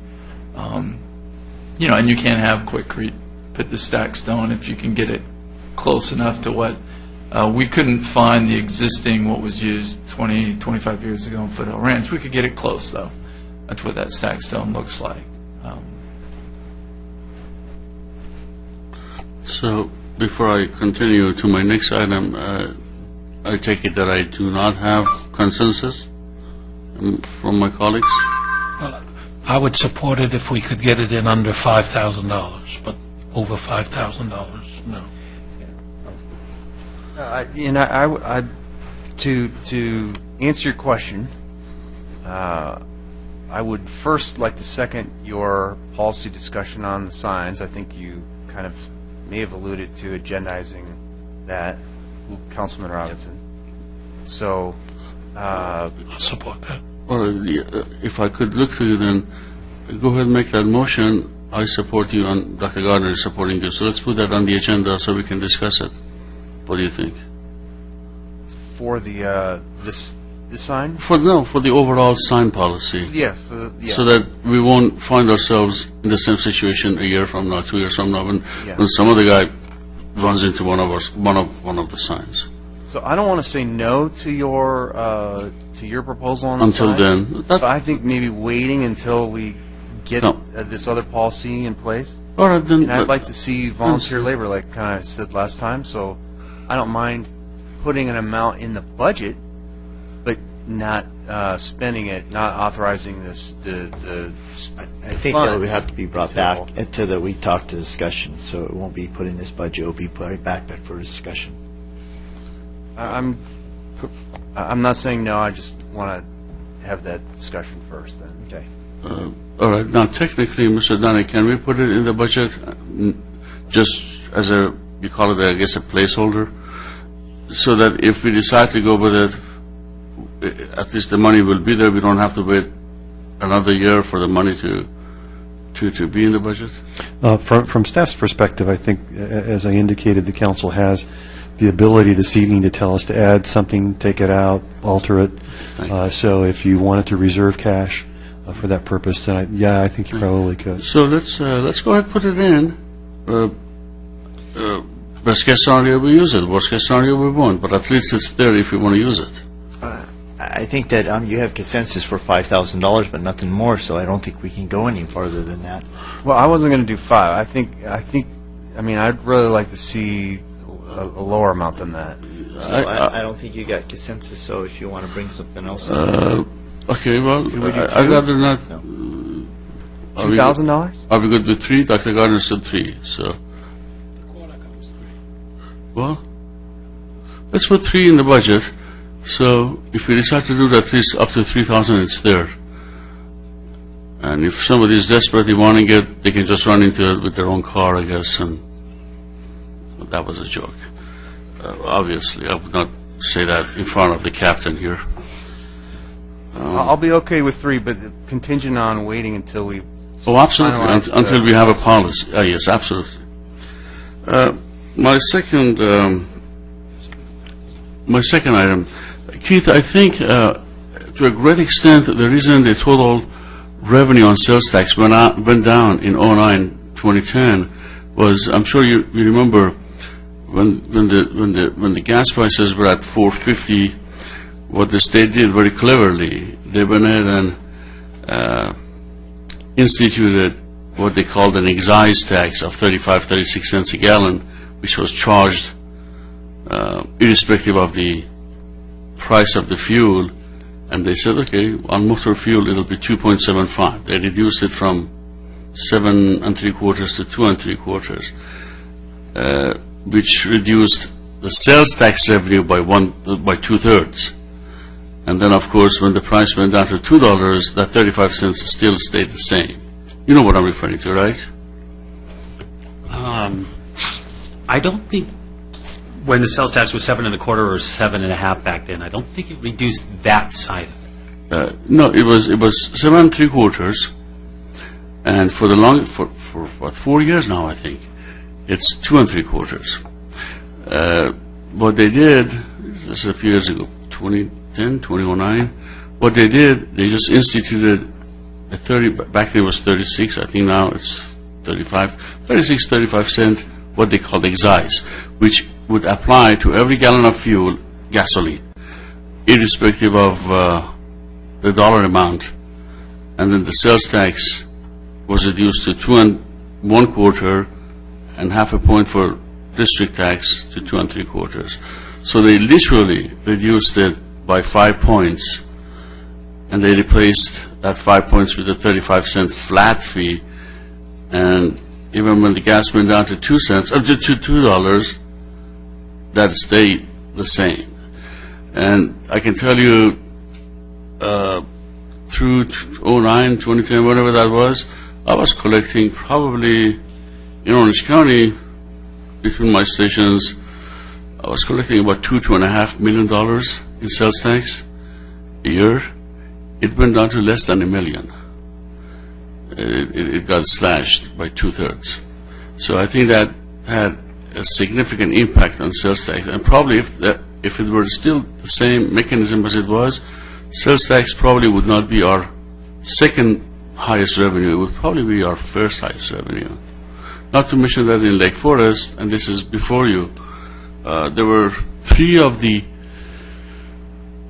4 most sales tax generating businesses were, how do you say that? We took over, the city took over the land and put them out of business and put some welcoming center, or I don't know what it's called, but it's a couple of benches now and a couple of trees in lieu of millions of dollars of revenue every year. I'm referring to the El Toro Road and Rockfield intersection. Those 3 stations that we forced out of business, well, not me, I had nothing to do with it. Those 3 stations that the City Hall forced out of business were 3 of the 4 most sales tax producing businesses in the city. So that was, I think that was also 09, 2010. So you see, it was a combination of the sales tax that you see today could have been a lot higher than it is. In any case, the only real comment that I have, in the interest of self-policing, the only comment, just like last year, the only comment that I'm going to make on the budget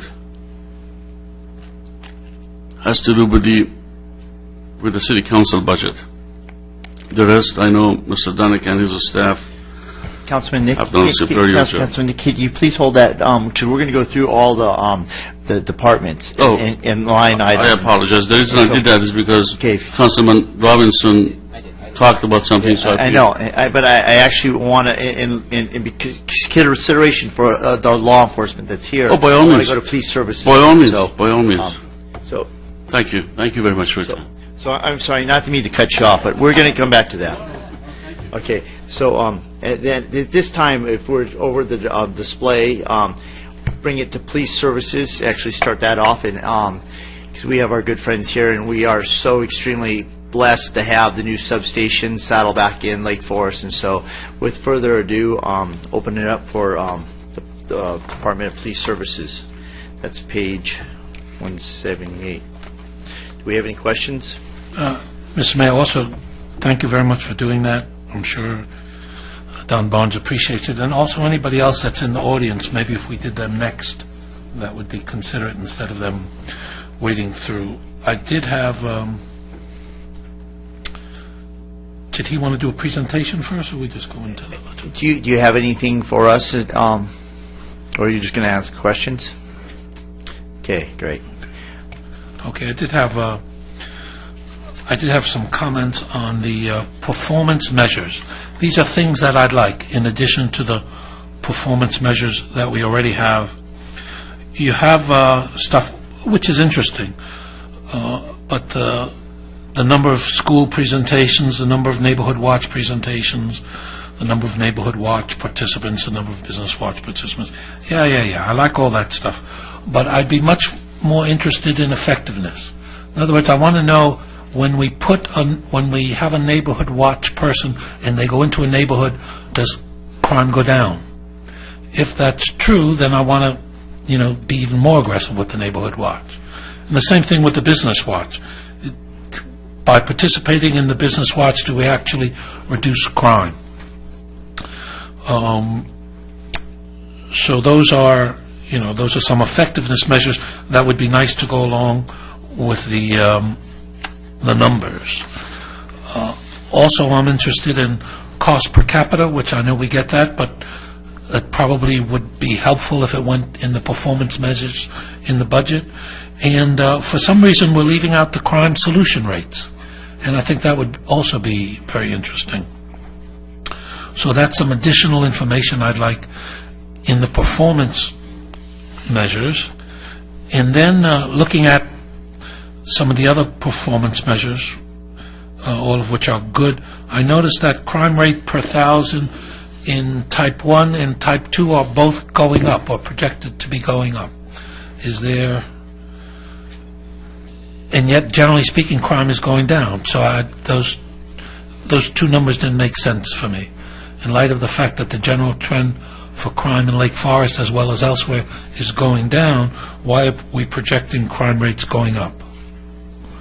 That's on page 180 and 181 of the budget.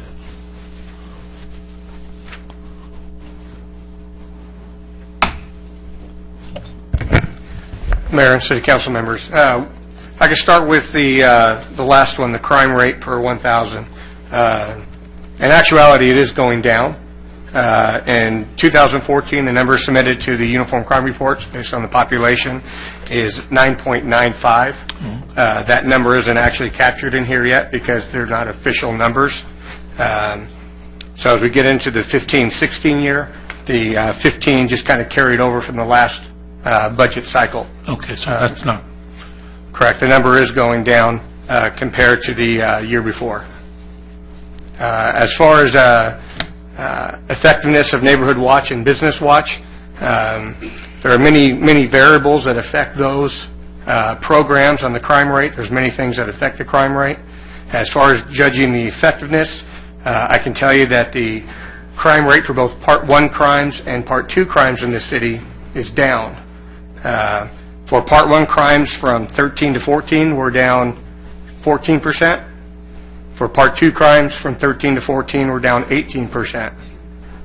If you look at that over a 5-year trend, both Part 1 and Part 2 crimes are down 25% over the last 5 years. Okay, so the figures we have are wrong. Would that also be true, like incidents of fraud and identity theft, which seem those figures are going up like by 5 times? So are we to assume that all those figures were just carryovers and therefore not? Yeah, I don't have the individual numbers for fraud and identity theft. I can find those out and get back to you. It's here on page 181. It says 150. Yeah, at this point, I would say they're carryovers. I don't have the everything's a exact numbers in front of me at this point. Okay, that's all I had on the budget. On that, I guess Assistant Sheriff Barnes, with the propositions that have come forth with the marijuana and the drug possession, that I think it's Proposition 78 that allows them to be carrying for personal consumption. And we have the other one that was the one that was the early release. At what rate is the county going up on in crime? So just to defend that, I know that it's statewide because of some of the crazy laws up in Sacramento that there is challenges for our law enforcement. Mayor, members of the council, Don Barnes, Assistant Sheriff of the Sheriff's Department. I'm going to give you probably what the best attorney answer is. Don't know. It's too early to tell on some of the propositions and what's happened statewide. Prop 47 last November probably was the biggest shift in the potential to have impacts, either short-term or long-term, upon public safety. We're still evaluating the impacts of Prop 47, and that's going to have some profound impacts on the way crime stats are reported because of the way the reclassification of certain crimes, and quite honestly, that the two most prominent categories in which arrests are affected between property crimes and narcotics violations, and there's a nexus between both of them as one drives the other. Prior to the passage of Prop 47, those who were committing these crimes would have been taken into custody and taken to Orange County Jail, and then thus, for the most part, prevented from committing more crimes. Now, with the passage of Prop 47, as you're aware, we now, for the vast majority of these encounters and arrests, they're issued a citation, they remain in public, and have the opportunity to furtherance of additional crimes. So we just don't know yet what the impacts of Prop 47 are going to be and the impacts that's going to have in other areas. So it's kind of a wholesale redesign of policing in California. And until we know what the long-term, and short-term and long-term effects are going to be, I really couldn't answer what the impacts of, quite honestly, any crime is going to be going forward. And we're evaluating that and trying to take the best position, obviously, the public's, to protect the public from crime in all regards, but we're limited based on the passage of 47 and what implications that might have going forward.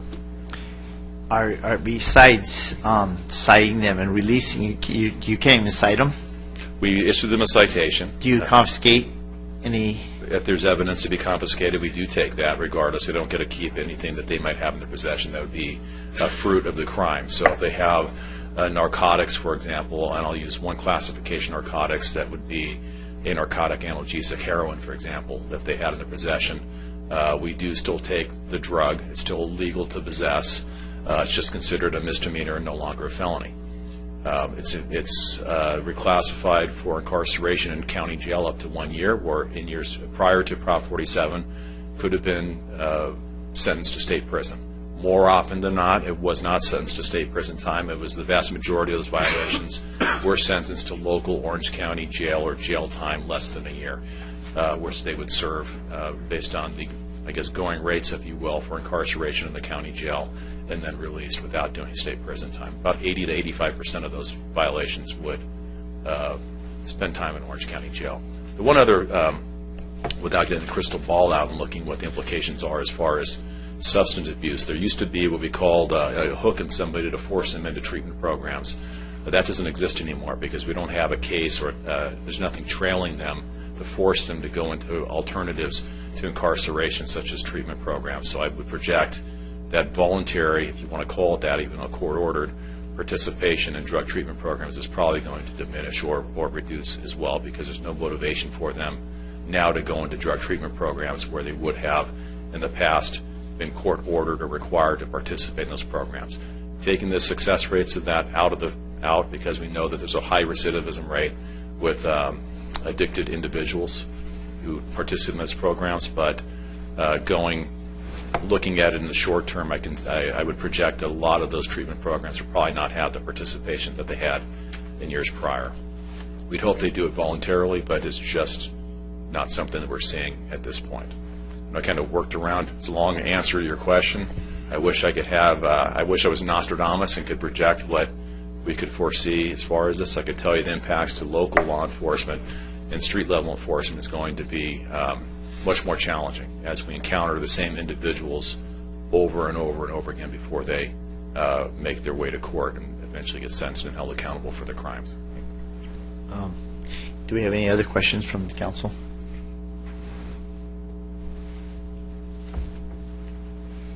I don't have a question for you, so take a seat. Thank you so much.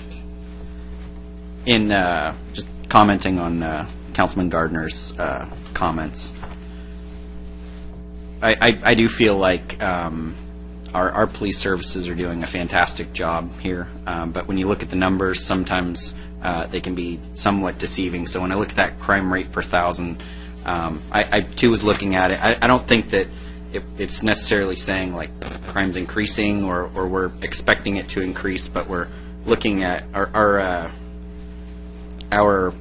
projection, what we're budgeting crimes per thousand, even though it's not a dollar amount, it's a number of crimes, at 15, I think is actually pretty high. And I think that if we're really going to be measuring this, then it should be a tighter number.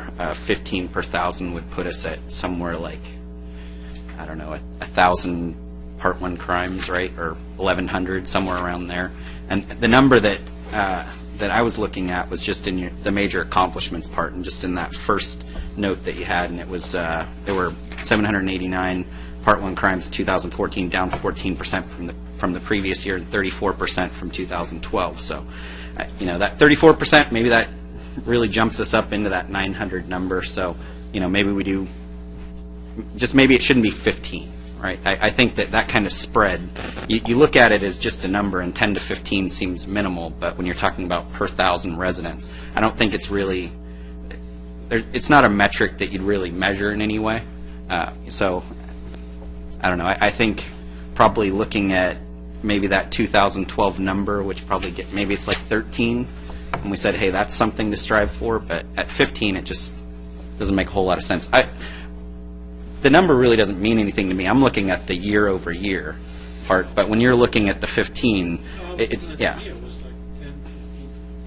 Correct. But you're, yeah, I know. And what I'm saying is you've got this minuscule number that you're looking at, right? It's 10 to 15. You're not.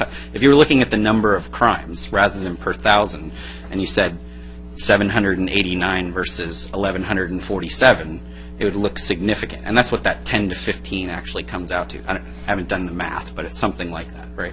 And so that would be a significant number. But when you're looking at 10 to 15, it's like it's just a number on paper. I mean, I don't really think that we measure it well. If you were measuring it really tightly, you'd be at, it's actually 9.98 or something like that, because that's the real impact is, and what you guys are doing every day is to try to make sure that there's as few Part 1 crimes as possible, right? You're trying to do your job every day. So you're not looking at, necessarily crimes per thousand. I mean, that's probably one metric that you look at, but really you're looking at, how can I just reduce one crime overall in the city? That's what you do when you're on the beat, every day. And so, the reason they use that crime, or the FBI uses that crime, or everybody uses that statistic, becomes a comparative statistics, because it's hard to know. We had 900 crimes in Lake Forest, and in Irvine they had 1,000 crimes, and but Irvine's got 220,000 people. We've got 80. So they just do, that's the FBI Uniform Crime Code they're using, so that we have a comparative basis. I agree. 15 means, in and of itself, means nothing. But I wasn't so much looking at the number 15. I was looking at what looked like a jump, and I thought, well, that makes no sense given that my understanding was crime was going down. Why is that number jumping? And I think that's the deceiving part about that number, because it's not jumping. It's actually going down, the 14%, 32%. Right. But it's this proposed versus actual, or this budgeted versus actual. And when you look at, you put 10 next to 15, it equates to, 50% of the 789, right? Well, yeah. It does. Except, and, I appreciate that he's not budgeting on that number of 15. Yeah. If they were budgeting on the number of 15, then our budget would go up even more than $1 million, because a large part of their business and their use of people is the number of crimes. So I accept that the number's wrong and they really weren't budgeting based on 15, because if that were true, then all the numbers change. So it's just that the number's wrong, not that the budget is wrong or that anything else is wrong. They just carried over the budget, which is what he said. Yeah, when I say, but I'm not necessarily just talking about the dollars, but what our goal is. And so I agree with you. That's what I'm saying. So I think tightening it up. So my suggestion would be, as we're tweaking this, that maybe we make that number 13 instead of 15. So I don't know if I have... Thank you, Mr. Mayor. We'll take a closer look at that number. I think I certainly appreciate the conversation. Also realizing that crime is caused by a number of variables. There's not a single variable that one would want to measure to say, well, if we could just affect that, then we're going to drop the crime rate. Studies that have been done, for example, on Neighborhood Watch indicate that if you just simply look at a single variable, it might show you that the crime rate drops. But understanding that crime is caused by multiple variables, unless you're holding a variety of those things constant, you're not going to have a lot of confidence in saying it has a true cause-effect relationship. For example, if you had a Neighborhood Watch meeting, would the crime rate drop? If all you did was measure the crimes that occurred before and after, I'm not sure that it takes into account the various variables that might affect the crime rate. And so you'd have to put that, I think a lot of the studies I've looked at conclude you've got to put that into perspective, and that single variable could be very misleading in terms of what you're trying to really measure. So understanding all that conversation, what I kind of get the sense is to the extent possible, and it might be caveated, but let's look at those performance measures a little bit tighter here, particularly in police services, since it is one of our more important areas, and we'll be glad to do that. And, yeah, I appreciate that. I guess what I'm getting at is like if our budgeted is 15 out of 1,000 and we're at 10, if that other 5 would equate to 390 additional Part 1 crimes in a year. And I think that if that jumped in a single year by that number, then it would reflect itself in the survey. And we'd still be meeting, our goal, but people would say, wow, we've seen like an uptick in crime. That's I think we know that. Yeah. So duly noted in terms of these performance measures. We've done a number of things over the years. The city was involved at one time with the International City Management Performance Measurement Program, and we found that the comparatives that we were getting out of that weren't very useful because most of it's driven by full-service cities. And so what you're putting into it and some of the measures that you're using were not incredibly informative. So we dropped our participation in that program. But certainly looking at comparatives are always helpful, but it doesn't necessarily account for a variety of different variables that might affect what's going on in your particular community. Absolutely. So couldn't agree more. And again, I just can't say it enough. I mean, I think you guys do a fantastic job. Very impressed. I think that we live in a really safe community, and it's the reason why I moved here. It's the reason why I continue to live here. Because my own safety and my family's safety is what's the most important thing for me. So, everything else becomes secondary. So I just want to let you know how much I appreciate everything the Sheriff's Department does for us. So if I can, go ahead. I just want to quickly, I don't want to take any more time, given that our beloved Honorable Assistant Sheriff is here. I want him to go home. I just want to quickly associate myself with the comments rendered by Councilman Robinson. Great job you folks do. You do it with your heart, 100%. Comes from the heart, and I cannot thank you all enough. Since I am on the subject of thanking you, Lieutenant, I want to thank you again, this time publicly, for the great presentation Friday morning. It was very, very informative, it was very lively, and we just could not get enough. Thank you, sir. And thank you, Captain, for your visit. Good to see you, sir. Okay. Mayor Pro Tem? So as it relates to this, I almost feel like budgeting, some performance measures are okay, but I think maybe from a policy perspective, maybe we could establish targets or not even budget them at all. I noticed, too, that the same amounts in the adopted budget column for 14-15 were carried over to the proposed budget 15-16. So usually I'm used to like budgeting financial numbers, but maybe if we set like a policy or a target that, the crime rate per 1,000 is was maybe high at 10 that year. Maybe it's low at 10. And in any case, I think maybe if we establish a target and for both crime, the class 1 and class 2.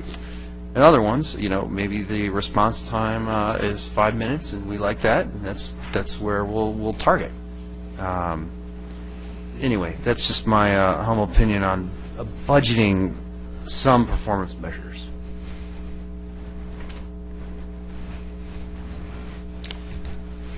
Yeah, I agree. Where that's possible, I think that would be nice to have this as considered a good performance, 5 minutes, so we don't have to worry that we're only 5 minutes. It's good to be 5 minutes. So if you had that kind of objective, where that's not always possible, but I know some of those you do have, the best practices thing, and so that's what we're looking at. So where that would be possible, that'd be great. It's not always going to be possible, but where that is possible, good idea. Well, then I congratulate you because in 2013-14 you guys were at 446, so good job. Same here. I'm very appreciative of police services and everything Sheriff does. And if there's nothing further, I just want to say how excited and extremely honored that we are to have the Saddleback substation in our city and see all the new cars pulling in and out of there. And the fact is that when you drive down Rancho Parkway to see all those patrol cars are parked up, lined up, and saying Lake Forest, Lake Forest, Lake Forest, Lake Forest, Lake Forest. I love driving by there. So on my way to one of my favorite destinations, all of Orange County, the Lake Forest Sports Park, which isn't only the jewel of Orange County or South Orange County. I think it's a jewel of all of Southern California. So I'm extremely blessed to be living here, and I think that we're well served by the proud green and gold of the Orange County Sheriff Department. I still consider you guys one of the best forces around. So thank you guys for showing up tonight.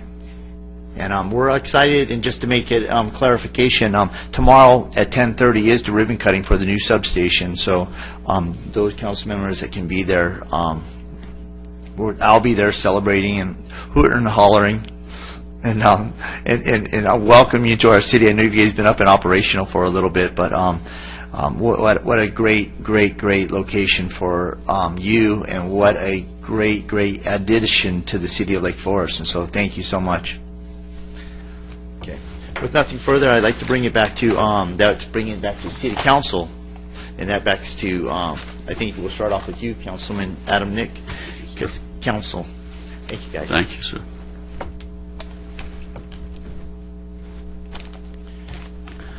In the interest of self-policing, as I did last year and the year before, the only part that I need to address from here is the budget that concerns the council.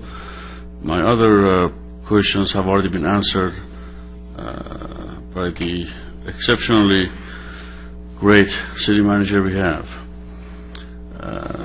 To that end,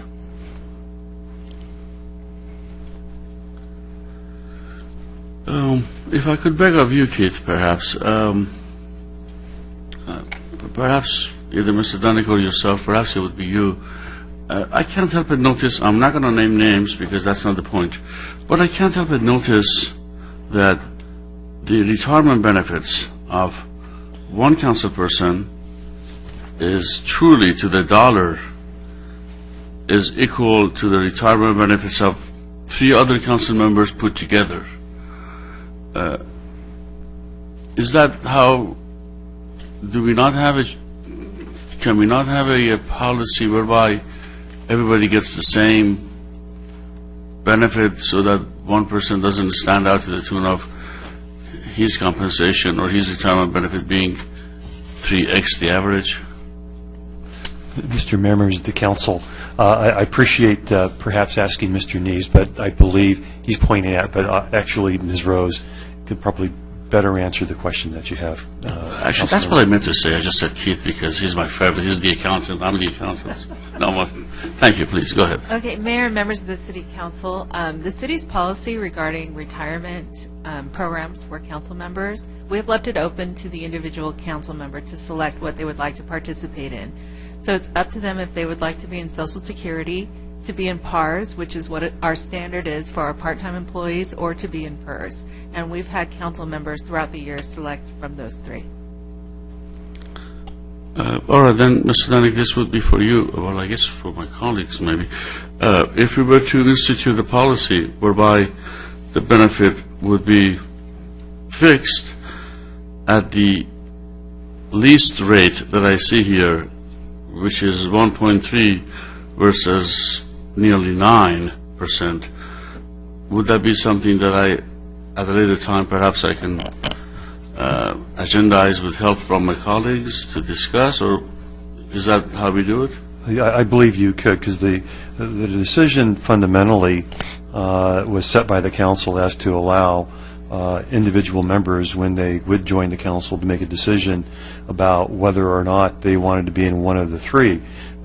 If you're taking a salary, you must be in a retirement system. There's no choice. Right. So if you take a salary, which is fundamentally your stipend, then you have to be in one of those 3 systems. If the council so chose to, I guess, restrict that, it would be a policy decision that your colleagues would make. So you'd want to have consensus to have a conversation about that and perhaps change what that policy has been heretofore. All right, great. Thank you, Mr. Dunick. The other thing I wanted to mention as far as the council members' expenses. Given that, I don't know how else to say this, but given that due to the education that was put forth the voters of Lake Forest in the last two elections, the council members who spent literally thousands of dollars in transportation, hotels, and meals, and so forth and so on, they're not here. All of us are very, very conservative when it comes to spending tax dollars. To that end, these numbers read, I have in about 10 occasions, I see the phrase, based on previous experience, based on previous experience. Well, that experience, I'm hoping, will not prove true this year, next year, and the following year.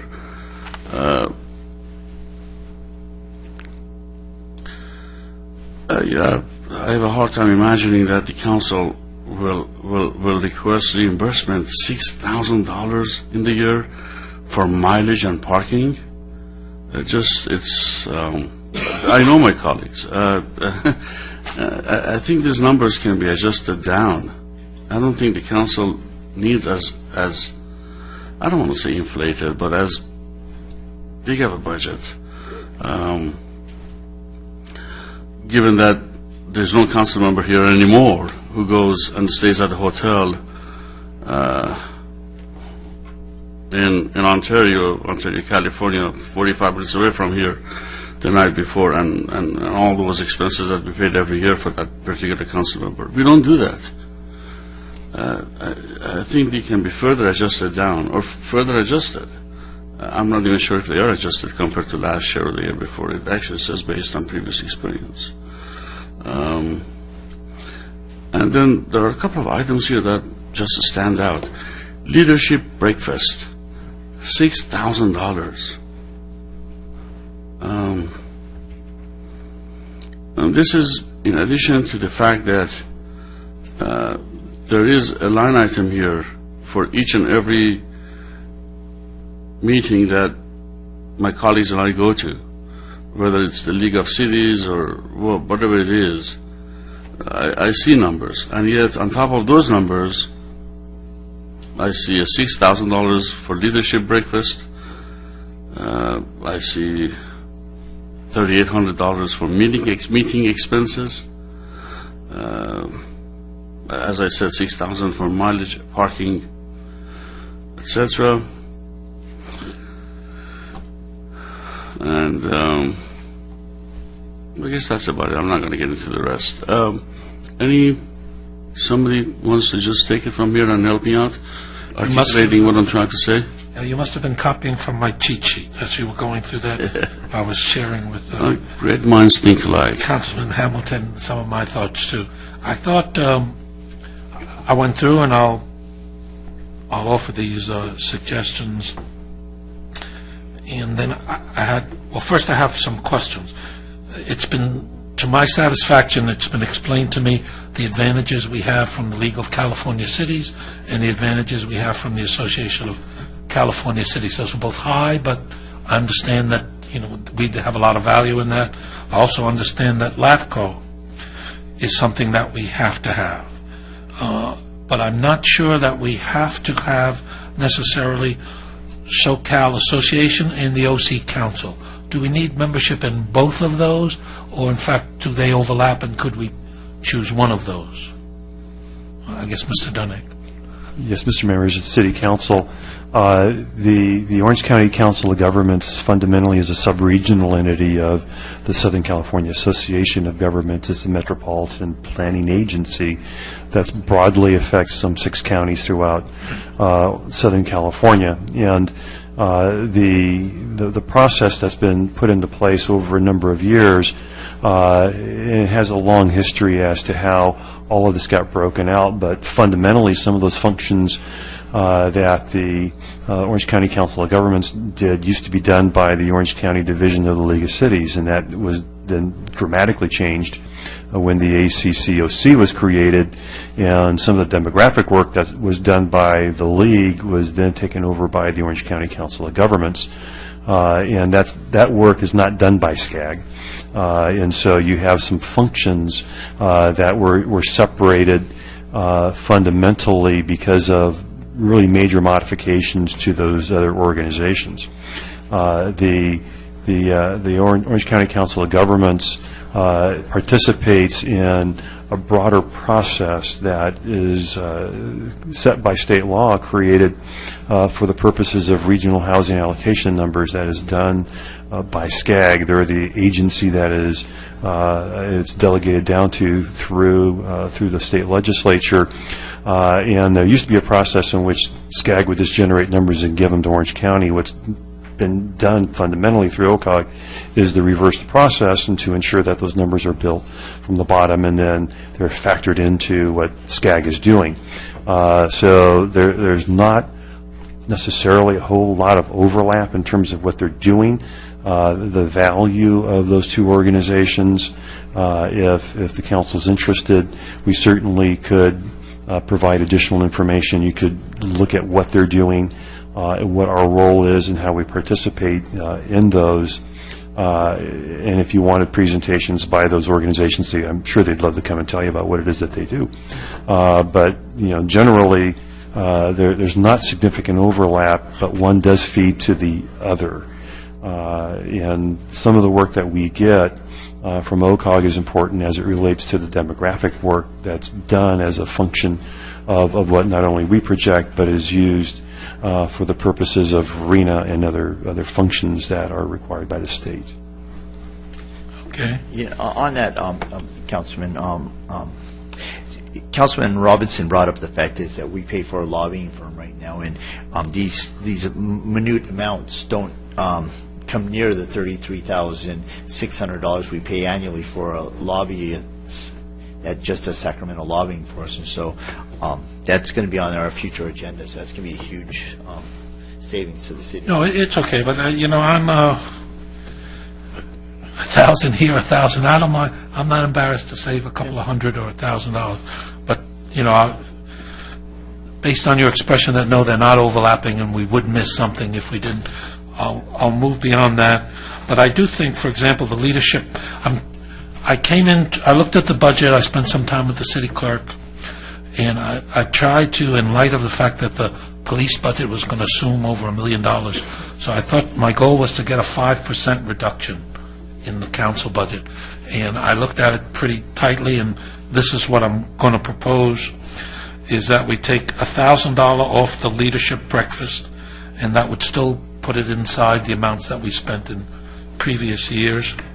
I'm going to suggest, as Mr. Nick said, that we take $3,000 out of the mileage and parking, which still leaves us $3,000 in there for the reasons that you suggested. It's covered elsewhere, and we do not travel as much as previous councils travel. I'm going to suggest that we take $1,000 out of the professional services, whatever that is, budget, and I'm going to suggest we drop $200 out of the publications thing, as I'm not sure, that we use all of that. And the League of California Cities is actually $19,000, not $20,000. And if you put all those together, that drops us by $7,200, which is the 5% I'm looking at. It keeps us all inside. I checked with the city clerk what we've been spending, so puts us inside that. And therefore things, I think, given the new council, we can live with those changes. Yeah. If this is the right time, I second all that, except if I could make a friendly amendment, which is a further reduction, actually. All those items were reductions for the sake of clarity. I welcome any and all reductions. They all were reductions. As far as the leadership breakfast, 6,000, we reduced it, you suggested to reduce it by 1,000? Yeah. Why can we not reduce it more? I don't know what it entails, really. I mean, $6,000? Is it breakfast at Montage, or? Do you know what the leadership breakfast is? Well, I've been to one, I think. You tell us, educate us. At the last, I can give you some of the figures. 'Cause Well, I mean, I think we should know what we're talking about before we start. Well, I think I cutting know what too I'm talking much. about, but go ahead, tell me. Well, I mean, I'll let the city staff. I'll defer to the city clerk, who actually runs that program for you, and actually is responsible for helping to build the council's budget, so I think she's perhaps the most informed one here on those kinds of issues. Yes, Mayor and Council, the leadership, it's referred to as the leadership breakfast in this budget. It's the leadership recognition event Right. where the council recognizes the city's volunteer leadership, the graduates of our academies, the members of our parade committee, the commissioners, the city's volunteer leadership. So that's the event that budget funds. And the expenses are primarily twofold. Number one, the food that we provide. It's either it's a breakfast or a lunch when you feed 150 people at $15 a person, and that's a very low estimate based on catering and restaurants in the city, then that can be significant. And then the second major event of the major cost of the event is in the actual recognition item itself. In the past, we've given items such as clocks, keychains, mementos to basically thank the volunteer leadership of the community. And this past year, that particular one line item was $809 for 250 recognition pieces. So the rest of the costs are the invitations, the decorations, desserts, things that aren't covered with the caterer. We may or may not have a speaker that has a speaker fee, and so this year the actual cost was just under $5,000. Last year it was about $4,500. In the most that we've spent in the 6 years that I've been organizing the event was $5,200. I think that Councilmember Gardner's request to reduce it by $1,000 certainly wouldn't impact the quality of the event. I would be hesitant. The event's demographic would change significantly if we cut much more than that, just because of the cost of catering. Thank you, and I apologize, I did not know that you were in charge of it, or I would have actually talked with you one-to-one. But the reason I was okay slashing it, well, not slashing it, that's not the right term. The reason I am a proponent of reducing it even further, perhaps some of my colleagues did not pay attention closely enough, but I do know what I'm talking about. We have $7,000 on city pins, plaques, and etc. So I figured if we need anything, such as to reward our volunteers, we have a $7,000 here in the budget, which we're going to hopefully reduce it to some lesser amount, but still it's a lot of money. I mean, once you add that $7,000 to the $6,000, that's $13,000. That's a lot of appreciation. But anyway, that's what I want to say. So, at a minimum, I second what you said, Dr. Gardner. Preferably, I'll reduce it even further. Especially, I don't remember. Did you talk about that $7,000 figure, Dr. Gardner? I think I wanted $1,000 out of that, $1,000 out of the membership dues, $1,000 out of the leadership breakfast, $3,000 out of the mileage parking, that's $5,000. $1,000 out of professional services was $6,000. $1,000 out of the tchotchkes, should just be called tchotchkes instead of city pins, and then $200 out of the supplies for a total of $7,200. And I think we're actually operating inside that, so I don't think we wouldn't have to do anything we weren't already. No, we are operating inside it. In fact, I looked into it. So it's just a matter of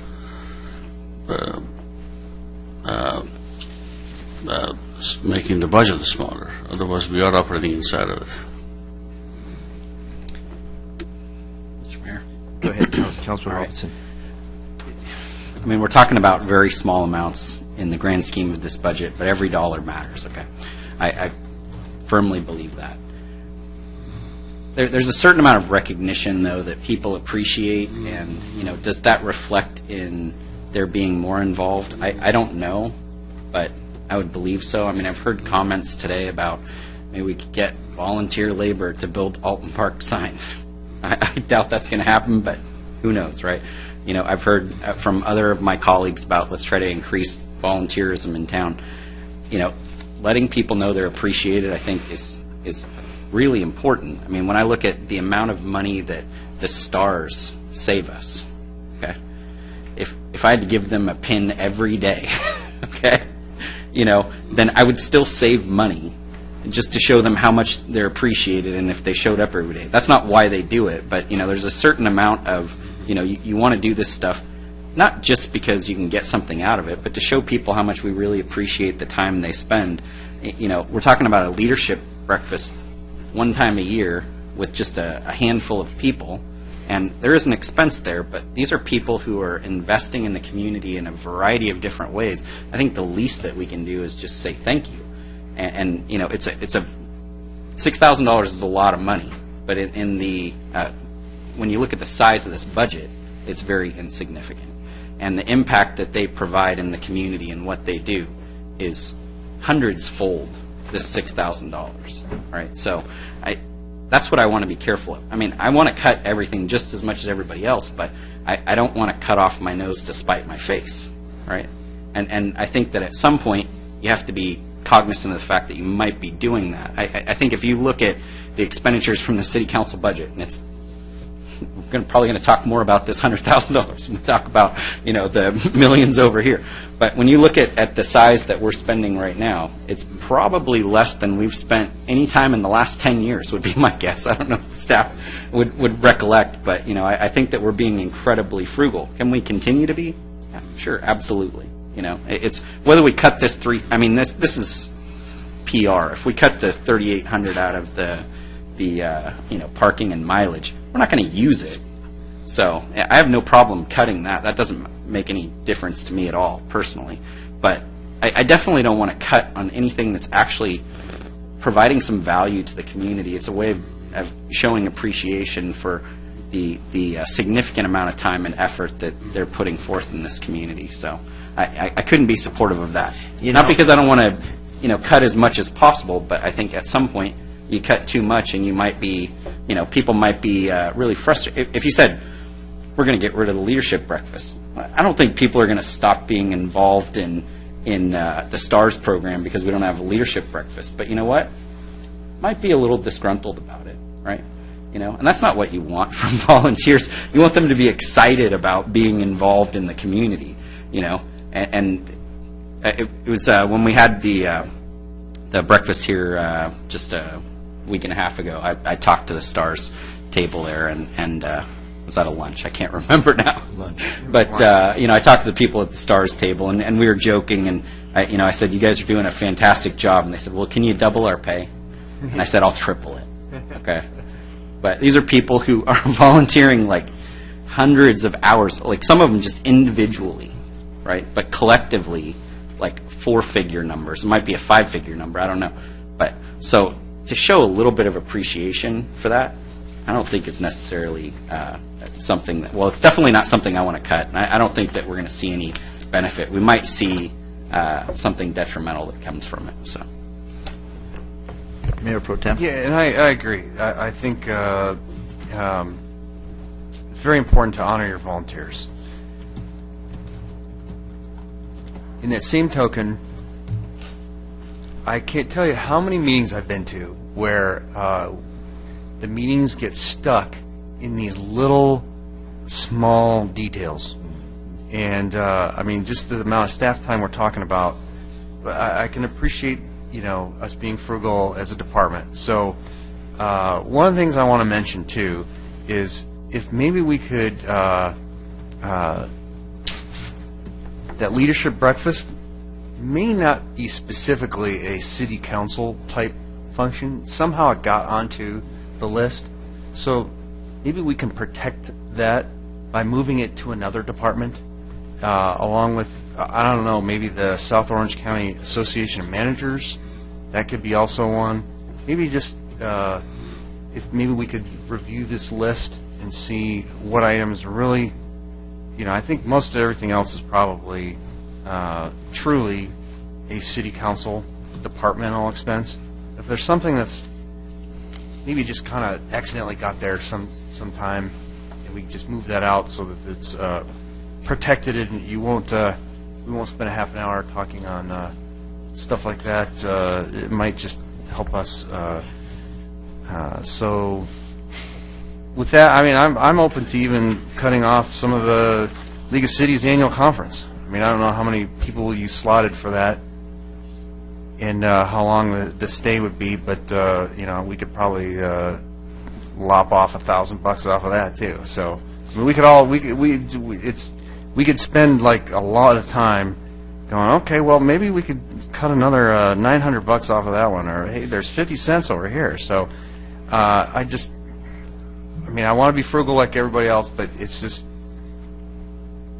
so I could support what you're saying, except for the leadership breakfast. I appreciate that. I just want to quickly say that I am not spiting anything or anyone. I am just trying, as somebody who's done good with his life. I retired at 34 years of age, guys. Okay, so in this country at 16 washing dishes, so I know about money. All I said is the budget is inflated. We can bring it down to actual numbers. I did not say let's not feed our volunteers or whatnot, but I want actual numbers, and I don't think. One thing about government, and I say that with all respect to everyone here, if the money is there, if it's in the budget, it'll get spent probably. Probably. That's how it is. The bigger the budget, the bigger the expenditure. So I just want to make sure that there is no room there for, and I'm not saying, again, don't take this wrong, I'm not saying anything about this particular staff or the beloved, well-respected, well-deserving city manager or our city clerk or anybody. No. I'm the one who has always been very, very complimentary to this government, no doubt.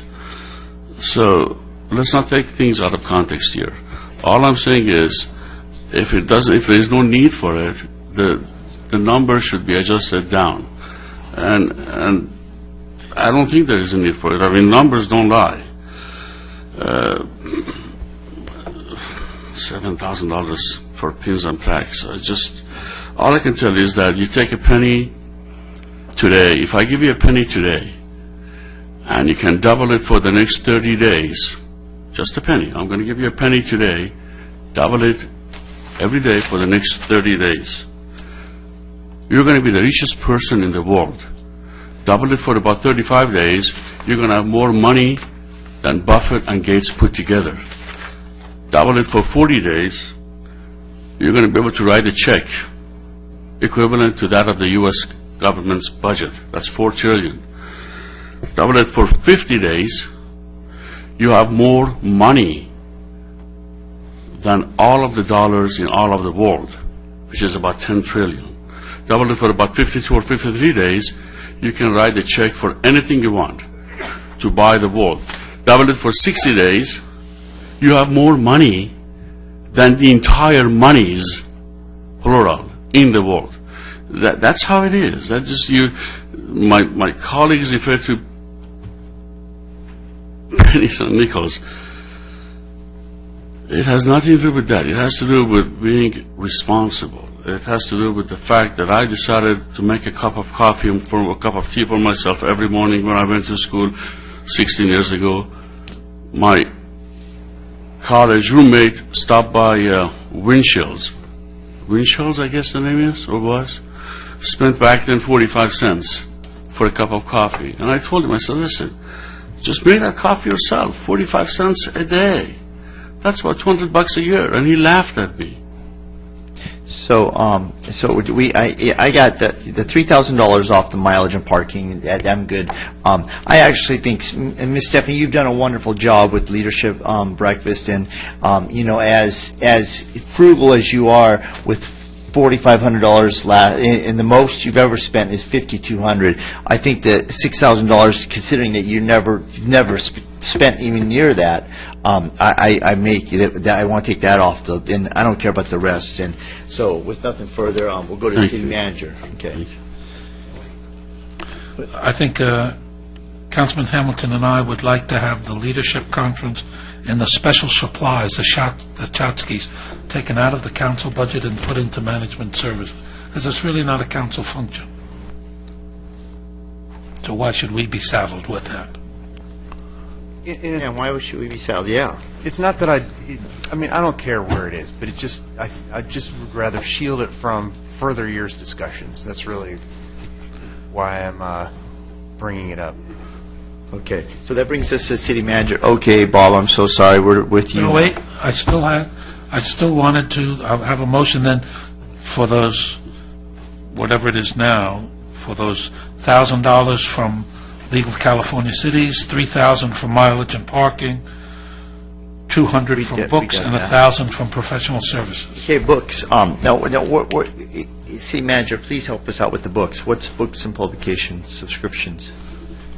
Mr. Mayor, Mr. Council, I again would defer to the city clerk. One thing that I guess I would We're talking about $200 here. I understand. As it relates to the League of Cities, that's an annual assessment. It's just a budgeted number. Obviously, you may not spend that. So whatever the number is, that gets changed every year. I'm not sure. I'd have to defer to the clerk, too. Do we know that it would be $19,000 this year? It was just, we don't have the estimate for 15-16 yet, and it was just under $19,000 for 14-15. Okay. All right. So obviously we can drop it, but if the dues from the League of California Cities comes in just above that realized, that'd be fine. That would come to you. That's just a and you can membership approve it at fee, that so point. that's a Right. membership It's fee, just so, sort of yeah. a target number, but that's what I guess is what we're sort of talking about. You know, gentlemen, we're talking up here, and you guys as council, you guys were talking about saving $1,000 off the leadership breakfast, where obviously our city clerk has done a marvelous job in keeping that below, but the fact is, costs are escalating, so the fact is that even with her being as frugal as she is and wise as she is, I think that we're really splitting hairs here. But So here, let me see if I can get to an impasse. I would like to suggest that we cut 7,000, as Councilman Gardner suggests, from the 144, less all the stuff that really isn't ours. And then if you go over budget on one item, just reduce it somewhere else. So it's just one big pool. So we don't have to continue having this conversation about nickels and dimes. Is that all right? Can we do that? okay, good. City manager. Okay, guys, we're moving on. We got that. We got consensus for you, so. Okay. And again, I make no apologies for worrying about thousands of dollars, and I'm trying to provide a model for the other department heads. We know the city council budget, so we can go through that. I don't know a lot about management services. Hard for me to go through that, or economic development. But I can go through. Through the city Let's council. just, duly noted. Going to city manager. Does anybody have any questions on city manager, page 33, 39?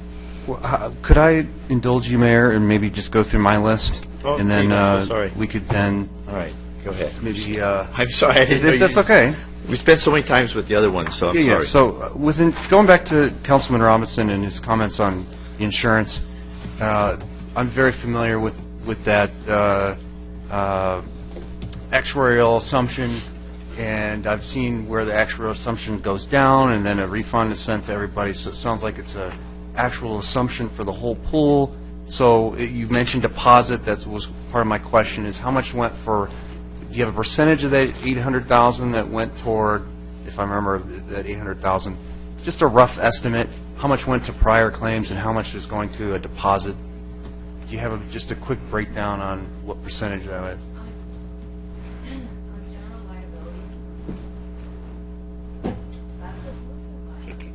Here we go. On general liability... You can just give me one, just overall. Six. I don't need to buy a program either. Oh, okay. It's about $800,000 that's going to the retrospective deposits for both workers' comp and general liability. Okay, so none of it is previous claims. It's almost all going to the deposit, to a deposit.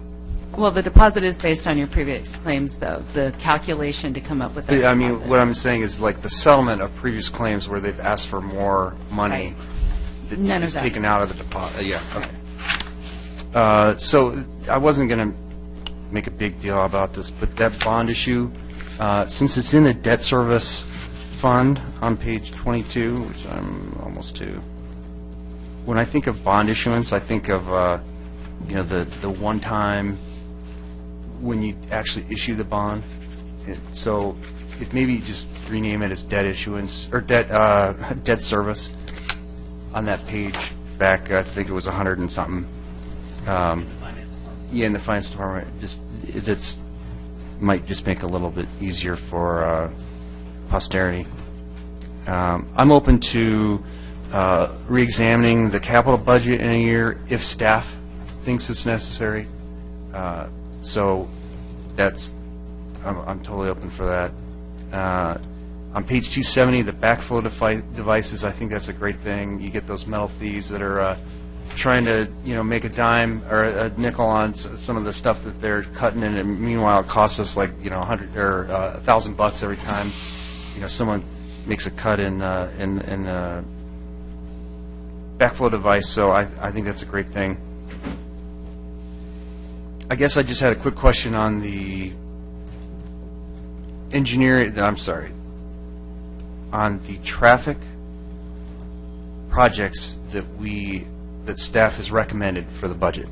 And so I don't know if you're familiar with the Pritchard scale, the Dead Poet Society. There was a Pritchard scale from that. In fact, I have a little video I'd like to show of the Pritchard scale. So, Mayor, if you'd indulge me. Not tonight. Okay, not tonight. So, do you have a scaling methodology or something to determine which projects get? Is it a cost benefit? Is it all based on traffic numbers, or is it best bang for your buck? How is it that you? Thank you.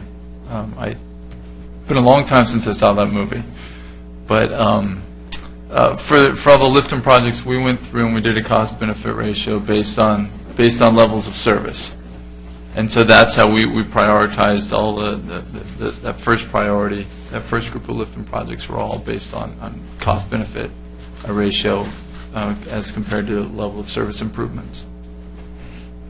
Okay, so it's almost like a cost per average daily trip. Is that like? Well, yeah, except the cost was saying? improvement in the daily trip. Yes. Correct. So when we went through, we looked at all the Lifton projects this year, went through them, did a cost-benefit analysis when we need them the most, and then we ranked them that way. Okay. And proposed to schedule them that way. Got it. I know Jim Rosenberg was going to try and make it tonight. He thought he would communicate directly to me about the 4th of July. That'll be brought up in community services. We're not there yet. Okay. Can I say it now, or should I wait? Just wait till we get to that. All right. Community service. And last but not least, on page 22, I guess then, that I could go for right now, which is 14 on the right, but 22 in the middle on that page, the one that's landscape. So I was just looking at the transfers loans column, and I think I talked to staff prior, and you explained it very well tonight. And so that you can see that general fund, $5.8 million going out, and 6.3. I know I can just see the overall net effect. Some of it's going down to that capital improvement projects. So you discussed we discussed earlier this policy the last 2 years, fund balances, or the excess general fund balances. So I was just wondering if there was if I could gain consensus on potentially updating or tweaking some of these policies. I think they're good policies, but maybe just a little review, as City Manager and I have discussed. Councilman Robinson. You just want consensus to have a discussion about it? Is that what you're saying? Or you wanna- Yeah, at a future. You got my support. Okay. Yeah, sure. So the only thing I have left is the 4th of July to discuss. Okay. That close you down for the rest of the evening. We'll do it now. No, it's all right. We've talked about it in prior having a celebration, the 25th anniversary. So I think that what we've talked about is, City Manager, what are we pay, what did we spend in the 10-year anniversary? We were talking about that on our 20-year anniversary. We kind of had milestones there. What were our expenses then? Is it something we need to bring back? The actual budget Council, number? actually, you told us previously to hit a mark in between the very larger party and the off-year smaller one, and so I think that's what we're sort of planning towards at this juncture for the 16 event. Okay. This juncture, yeah, in the budget. So, I'm not sure what the exact number is. I think it's Mr. Wasserman's budget, so do you know what that number is? I actually do, yeah. So for the 20th anniversary, we spent approximately $75,000. For the 15th anniversary, it was considerably less. I believe it was about $15,000. So what I was recommending for the 25th was approximately $40,000. so I'm well aware that staff, in addition to the fabulous job you're doing tonight with the presentation of the budget, does a tremendous job with the 4th of July parade. So in no way am I trying to expand your workload. However, maybe we just consider looking into some of, I think, what Jim Rosenberg was talking about, something on the sports park, 4th of July Party. maybe after. So it's just a thought. I can be swayed either way, but just to consider it, not. Especially if we were able to use some contracted services that would not utilize a lot of staff. Certainly, well, if the desire for the council is to have us come back with some level of feedback to you as to what you might be able to do in July of 2016, that would be perhaps above the budgetary amount that Mr. Wasserman just talked about, then we could come back to you before we go final on the budget, probably that first meeting in June, if that's when we're coming back, and give you some ideas of what could be done. But clearly, yeah, the amount of work that staff puts into the parade itself is a full day. So for wanting the staff to spend the evening on top of that, it would be a significant workload for them. Just to understand the preparation and what the day is like. But certainly, if you're interested, we could explore some ideas and share them with you and see where you'd want to go. That's actually a good point. I'm one of the last to leave the parade route as I roll back to get my car back to high school. And I see our staff and the bloodshot eyes and the worn-out bodies almost screwed on the lawn at El Toro High School. I couldn't imagine them having to run to the sports park and continue on with another 6 or 7 hours. Just to fill you in, I think I'm the only one here who's actually in the parade, or part of the parade. Parade is mostly by volunteers. Staff do a terrific job, but we're all knocked out by 1 o'clock. Yeah.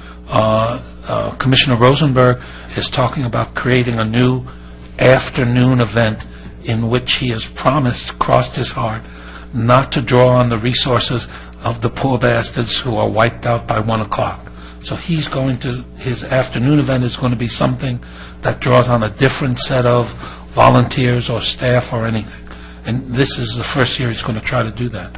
So let's see how he does, and maybe, in fact, he's able, because he's a very energetic guy, to muster enough of a core to actually have an afternoon event. But you're absolutely right. As somebody who goes home at 1 o'clock and passes out, you are totally, there's no energy left for an afternoon event for the people who are there in the morning. So is that something we need, that goes through Parks and Recs before it comes to us? I mean, we're not...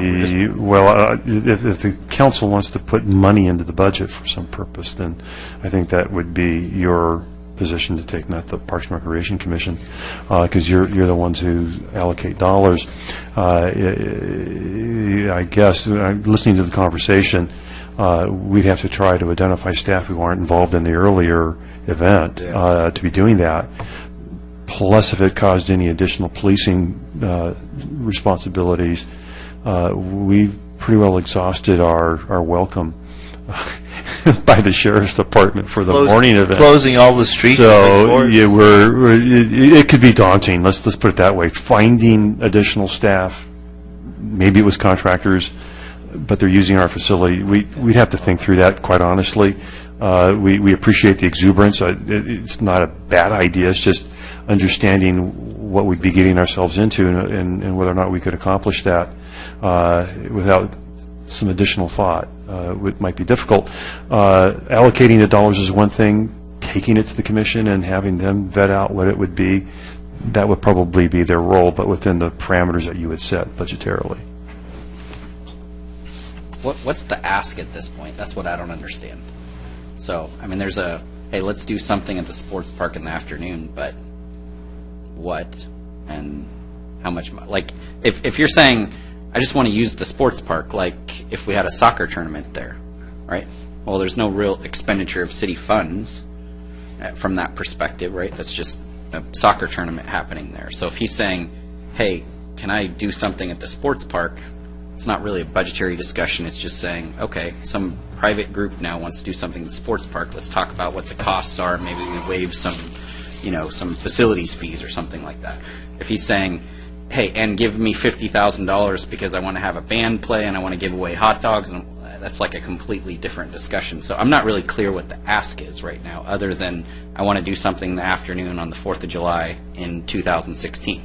I'm like, okay, I'm open to that discussion, but I don't want to put any dollars to it right now.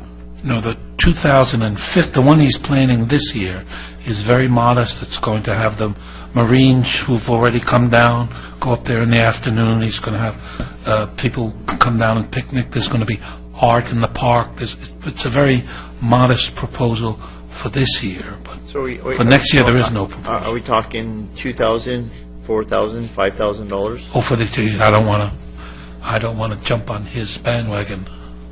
Mr. Wasserman, are you familiar with any of that? No, I'm not. Actually, the discussions that I had with Mr. Rosenberg were truly so preliminary that he didn't really outline exactly what he envisioned.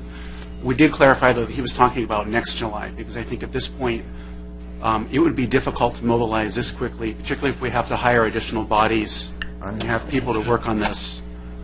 Most large special events require a lot of time to put together sponsorship and organize them. Okay, so you probably have more late information than I do. Yes.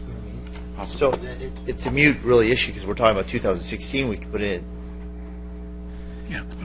Mr. Members, Council, maybe it would be best, since we'd be talking about 2016, to have Mr. Rosenberg actually write something that would be more informative as to what he's considering for that, and then submit that to the council, and the staff could bring it back to you, when we come back in June. Thank you. All right. Again, if there's nothing further, we're taking it to the city managers now, and good thing we didn't put any dollars that we would be cutting out of that too.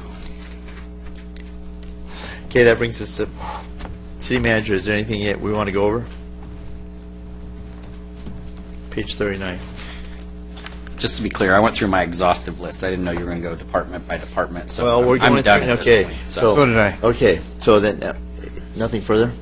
Do you want me to go through my exhaustive? Exhausted list, please go through your exhausted list. Okay. That's where we're taking it this way. We were going to go through department. Well, that's what I thought We had planned that way, but we're just going to give No, we can. Well, you could do this either way at this juncture. If you want to go department by department, fine.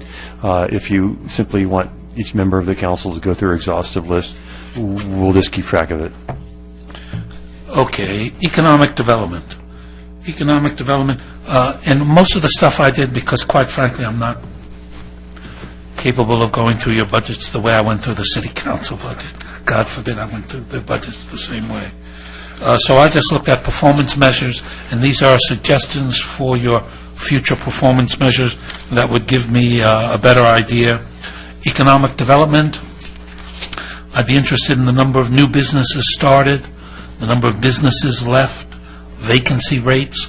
Those are all information not in there that would be, of value to me. I have a note here to say also that I get no complaints. I see people, I have town meetings, I have individual meetings, I have a Facebook page. I never get any complaints from people about economic development. I go to all your workshops, and God bless you guys are making people happy. Finance, I had a question for Finance. Did your figures include the results of the ad hoc committee that Councilman Hamilton and I and you and Mr. Dunick met? Because that radically changed then the amount of investment. So I wanted to be sure you had included that in your projections.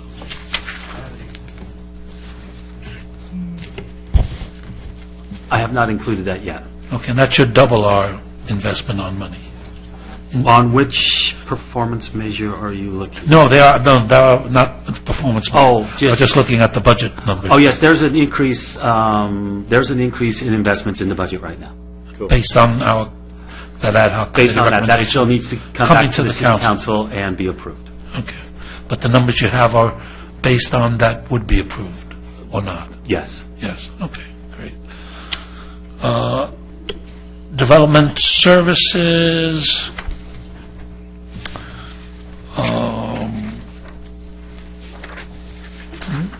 no comments there. Public Works on the street sweeping, do those figures represent the possibility that we're going to do the every other week sweeping, or that's based on the full sweeping? Full sweeping. Okay, so we might see some reductions there. And in the tree trimming, that's based on the 3 to 5 or the 5 to 7? There were two ways of trimming the trees, the fast way and the slow way, and were those numbers based on the fast way or the slow way? The years, okay, gotcha. I'm trying to rush. I'm trying to rush, so I'm speaking in short. No, that's based on our standard projection, which was, I think, more fast than slow. No, I think it was more slow than fast. Was it? Yeah, I'm pretty sure it was more slow. All right, whatever. Also on Public Works, Mayor Voigt's had the brilliant idea, actually even before the sports park opened, to turn it into the destination, and that seems to be happening now. So are our calculations there taking into account the sports park as destination rather than the sports park as another sport park? In other words, all those people who come, and then there's a lot of wear and tear on the fields, and there's more, more of a maintenance, or which, I don't know if it goes to you or to you. It's a maintenance question. The parks were designed for so many hours of programming. For instance, 40 hours a week on a field. So whether it comes from tournaments or local pride, it doesn't matter. We have it designed, so we have the theoretical how it's going to work. We've only been maintaining the field since February, so we're still really learning how good it is. We will still need our annual closures. We'll still need to replace sod. If you go out there in the turf now, you'll look out in front of the goalie, things are starting to get worn out, right? The typical stuff. So yeah, we'll still need to maintain it. Give us another year before we get some really good numbers to know what's happening out there. Okay. And then on management services, in light of what's been happening on the website lately, downtime might be appropriate as a performance measure going forward. And that's all I had. Thank you. Okay, since two councilmen are down, three now. Councilman, do you have anything further? We've gone through our exhausted list. We're just going through our list, and so we've finished our list. Besides the budget for the city council tonight, I had nothing else to say, just like last year and the year before. My only comment or comments are always about the city council's budget in the interest of self-policing us five, me included. For the rest, I have over the last 2 years, and tonight, I trust that I have a very, very competent city manager, equally competent staff. Do as you see fit. Thank you. Okay, thank you so much. Mine, economic development, community preservation. I think that our roundtables have been extremely successful, continue going on and trying to do more outreach into the businesses. City attorney, there's actually, I'd like to get a line item on requests from council for city attorney, just to rein, to continue to manage our city attorney fees. And so I'd like to have a line item back with a proposed cost per council member per week or per month. However you guys deem that, I'm going to leave it really up to you guys, but I'd like to get consensus. That's something I need to get consensus on. So I need... Okay. Okay, council members right now have a unlimited amount of time where they can call and ask questions of our city attorney 10 times a week, and there's no limit on that. I just want to come back and rein that in to where we're all given the same amount and due respect, and that we're all on an even playing field, and that there's clarity and clarity and just a full divulsion of where we're at. Yeah, I don't mind that they keep track of us, but I don't think we all have to use the same amount, because we all don't need to use the same amount. We're just going to come back with a maximum that we can use. Mayor and Council, we have had an informal understanding about this, so we can formalize with a policy. We could break out a line item and then estimate about incrementally how many inquiries that would, how many hours of inquiry that would involve, and then have you come back for consensus on items that we think are going to be bigger. The one exception I would propose is conflict of interest inquiries, because we want you to make those in an all-you-can-eat manner. So we you clarify that in any way you want. Yeah, we'd exempt that out, and I think we could get for you the best. Okay, I think I got consensus. If that's Could you do it on a monthly basis and not a weekly? Would that? Sure, we'll bring back some alternatives in a policy that you can look at with that. All right. So are we, before we go on, are we suggesting that there would be a maximum number of hours that we each can incur? Yeah, because of the amount of money that we cost on legal fees, we're worried about saving money and trying to cut out the leadership breakfast to some. I think that this is just a way to rein this in a little bit to where we just keep track of our hours. Keeping track of something is one thing. Subjecting it to a maximum amount, I cannot imagine for the life of me that any of us calls Mr. Smith to just chat with him. If and when we call him and take his time and incur tax dollars, there is a purpose. Okay, so That he's going purpose to come can- back with, I got consensus, so it's going to be on the agenda. We'll discuss it at that time. Okay, and then Public Works, at the sports park, when I go down between the two turf fields, there's no wheelchair access from the center divider. Wheelchairs, strollers can't get down onto the field from the center corridor. And I just would like to know if that's going to be in future. I know that we have a phase 2, possibly with the sports park, and going through and fixing some of the little niches, but that's something that definitely needs to be fixed. And so I don't think we have to talk about that, but just want to clarify that that's something I saw. There is a Phase 2 improvements for the sports park. If the council wanted to ensure that was there, then certainly you could advise us to do that. But yeah, we're sort of building on that need right now. For example, some lights in the batting cages. There's some things that we need to do.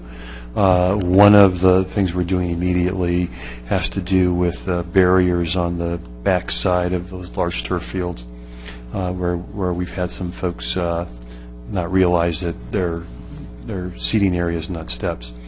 So we're constantly doing that. So if you want to ensure, that's certainly something that could be included at council's desire, certainly. Okay. And then and the CIP, I know we're pushing forward with the Whispering Hills project and the Village Pond Park, but I would like to get consensus that we can maybe include the Normandale just proposed, what if there's any kind of proposed development on that site, maybe get a layout, or maybe get some kind of vision on that, and for the capital improvement projects, it's just so we just design development. I'll defer just quickly for a number to Mr. Wheeler or Mr. Wasserman about potentially the costs, or Mr. Neves, for a conceptual design process, as it might be for Normandale Park. What have we generally spent in the budget is for, like, Whispering Hills or the others? The that we've Village done? Pond Park, I think it was $20,000. I believe Whispering Hills is approximately $35,000 About 35? for design services. So as if the council's interested in putting in into the CIP in the first year or the second year, again, it's everything that we're trying to get I wouldn't want accomplished the in any first one year. point, is to ask us to put $35,000 in as a placeholder for, I guess, then a conceptual design process for Normandale. It's currently doesn't have that at this juncture. It's just in the 5-year plan, but It is. unallocated and when it might occur. So you'd want to bring that more forward, I suppose, if you want to put it into the CIP, or I would. kind of And the reason desire being, is- because the excess dirt that we have at Whispering Hills needs to be moved somewhere, and if we can use that at the Normandale Park site and have some kind of vision what we want to do there, I think that eases a lot of the tension from some of the community, that what's going to go there and what's going to go at the other locations, give them some kind of fallback. And I think that excess dirt that we have, which I think will be 4 to 5 feet in some areas as you go farther back to the slope, can be transferred over to the Normandale Park site. Would you also, and I'm just asking, I'm not putting words in your mouth, but are you saying to hold Whispering Hills and instead do with the Normandale, or are you saying both? I'm just trying to understand what you're saying. To help. Yeah, if I could interject and support both those issues. First of all, I agree with you completely that we should put Normandale on the park, because in fact we've been talking about, or some people have been talking about, the prospects of selling, if it's possible, Whispering Hills and putting the money into Normandale. And then recently we've been talking about Whispering Hills in another vein. So I'd be very supportive of pursuing Normandale, but a little bit worried that if we spend any more, like I know we're scheduled in June to do Whispering Hills workshop, and I'm worried that we might be wasting money if in the discussions of how do we deal with everything, Whispering Hills gets moved to the side. So maybe we could I'd do like it to all delay in Whispering Hills, but go forward with Normandale, and again, kind of get a vision of where we're going. That way we actually have the 3 park sites. So give me a consensus on that? I almost think it would be interesting to hear what everyone has to say on this one. I'll pipe in. I'm just going to let you guys do whatever you want to do, but I don't see Normandale getting developed until probably after the Civic Center. So it doesn't make any sense to me right now why we do that. I kind of understand what you're talking about with, it seems like it's almost, it's like not even any residents in the room anymore, but it seems like it's almost more of a political discussion than anything. It's like, how do we deal with Whispering Hills, right? And maybe some people who feel that they were on the wrong side on Whispering Hills feel comforted by the fact that, hey, maybe Normandale will be an option for them. So it's like kind of sharing that information ahead of time. But I think that we'd probably end up just spending $35,000 to $50,000, and we'd probably end up doing it again 4 or 5 years from now. That's what I think. Because things change in a community, needs change. Some of the things we're talking about right now, if let's say that park doesn't get developed for 10 years, you're going to want to go back to the community. You're going to want to have your workshops again. You're going to want to talk about the design again. It hasn't tweaked a whole lot, but the Civic Center itself, because of some of the issues that we dealt with the Army Corps of Engineers, had to change the design, right? So, I don't want to just spend the money unless I see a real value for it. Right now, I think it's almost trying to calm some losing group, saying, hey, now we've got 2 sites, so you might not get it here, but you could get it over here. When they hear, but I might not get it for 10 years, how do they feel?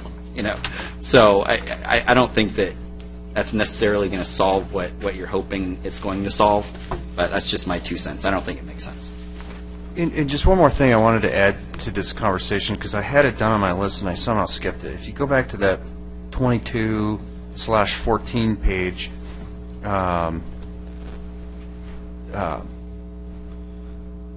if you look at the general fund, we actually have a surplus of $833,000. However, with the debt service fund included, that fund doesn't have any revenue source from anywhere except the general fund, if I'm understanding that correctly. That is correct. The city CIP fund, the only revenue source is usually a transfer from the general fund. So, I'm not trying to, I'm just saying in my own mind, I know staff we have to have a separate debt service fund, but I'm just saying if you include the general fund and the debt service fund, we're actually closer to more just a tiny deficit, because we're never going to have, we're always going to have to pay the debt service from the general fund, if that's in essence what you're saying. Let me explain what's in the city CIP fund. The city CIP fund, the debt service comes out of there, but the FCPP fees also get deposited there. And that's the fees that are paying for your debt service. So we could separate it out. It has always been that way in the city. When the developers pull each permit, they also pay an FCPP fee. That fee is what's paying for the debt service on Alton Parkway. So if you look at the balance sheet in the city CIP fund, there's two cash accounts, one just regular CIP cash account, and then there's a restricted account for the FCPP fees coming in. So it's mixed a little bit, and we could probably create its own fund and unmix them so it'd be a little more clear to the city council. But then the general fund transfers to the CIP fund. And that funds only your CIP projects.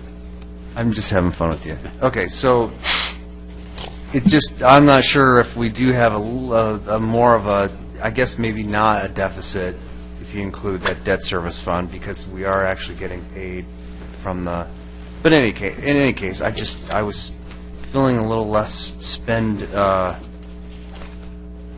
adding additional projects for spending, but. Mr. Members of the council, if I could add just one perspective that I think is important for the council to keep in mind. When you look at all the funds that you have, we have an awful lot of one-time money, and you can go build things. But on the other side, you got to maintain them. And maintenance for new facilities comes out of the general fund. And so what you have is an excess of revenues over expenditures projected for this next year, about $800,000. So if you're going to add to your maintenance costs, then that's where the money's going to come from. It has to come from annual operating expenses, not from one-time dollars, because you'll run out of one-time dollars. So when you start thinking about things that you want to build, remember the maintenance side of the equation, which would come out of your general fund.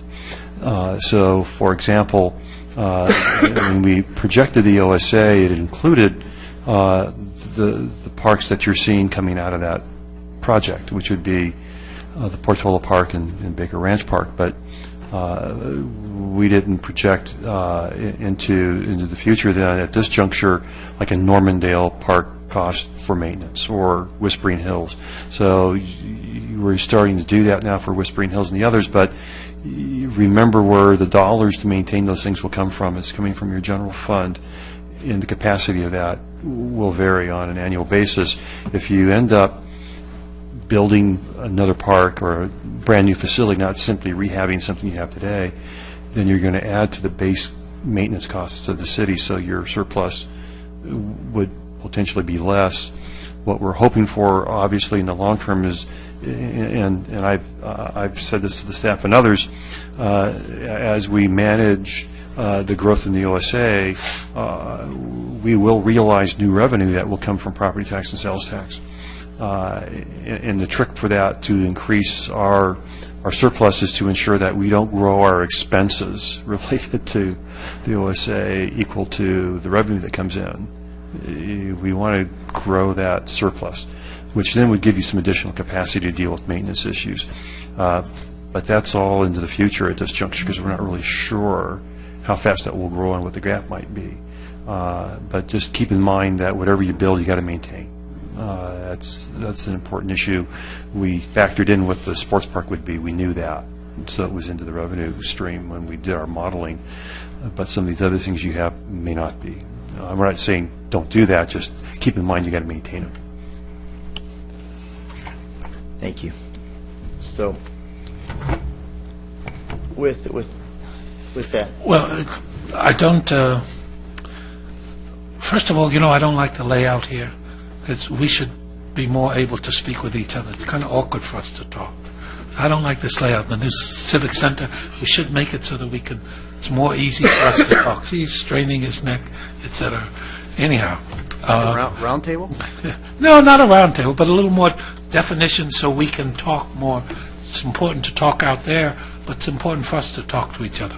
Anyhow, having strained my neck and listened to Councilman Robinson, I think you're right. I think that is where we're going, Normandale, or that's my particular preferences.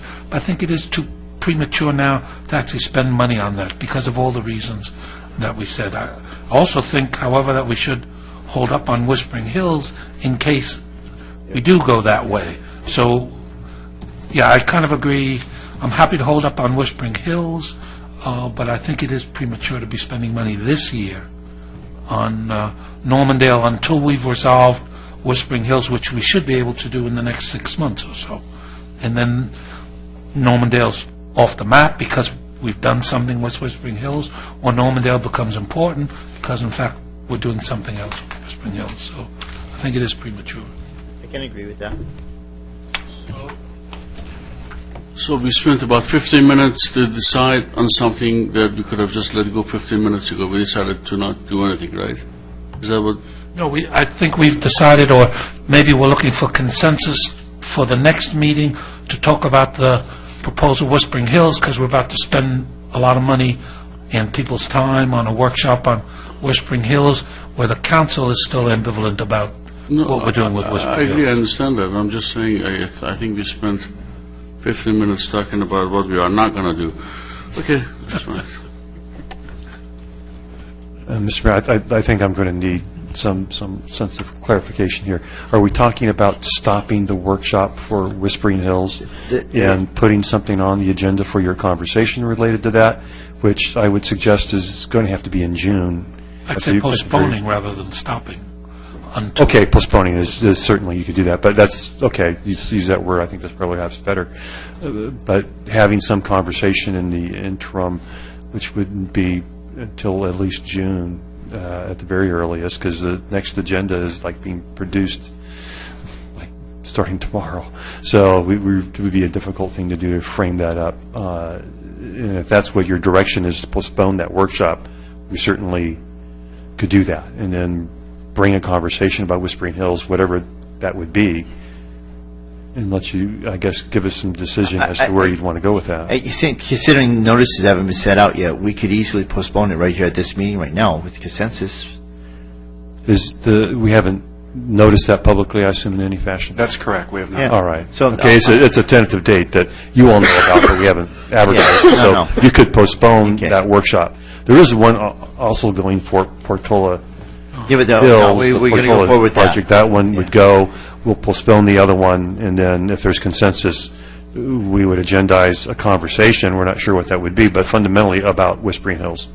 Okay, well, right now, we're just going to make a That's what you're- consensus that would postpone. Can I just ask Postpone a it. quick Okay. question? The vendor for the workshop for Whispering Hills, is that like on a time and materials, or have we already signed something and It's that time and money's- materials. that money's gone already, or? Right. I'm not sure where we're at in the budget, in the expenditures, but it's a time and materials contract.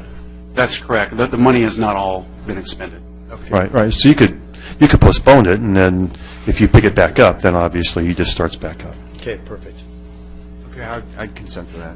And didn't with have that, three yet. there's nothing further. Do we have anything else you want to go over? No, I think staff's finished, and if the council got through their entire list, then Mr. Mayor, I think we're finished. Thank you. Thank you. Hey, close this meeting.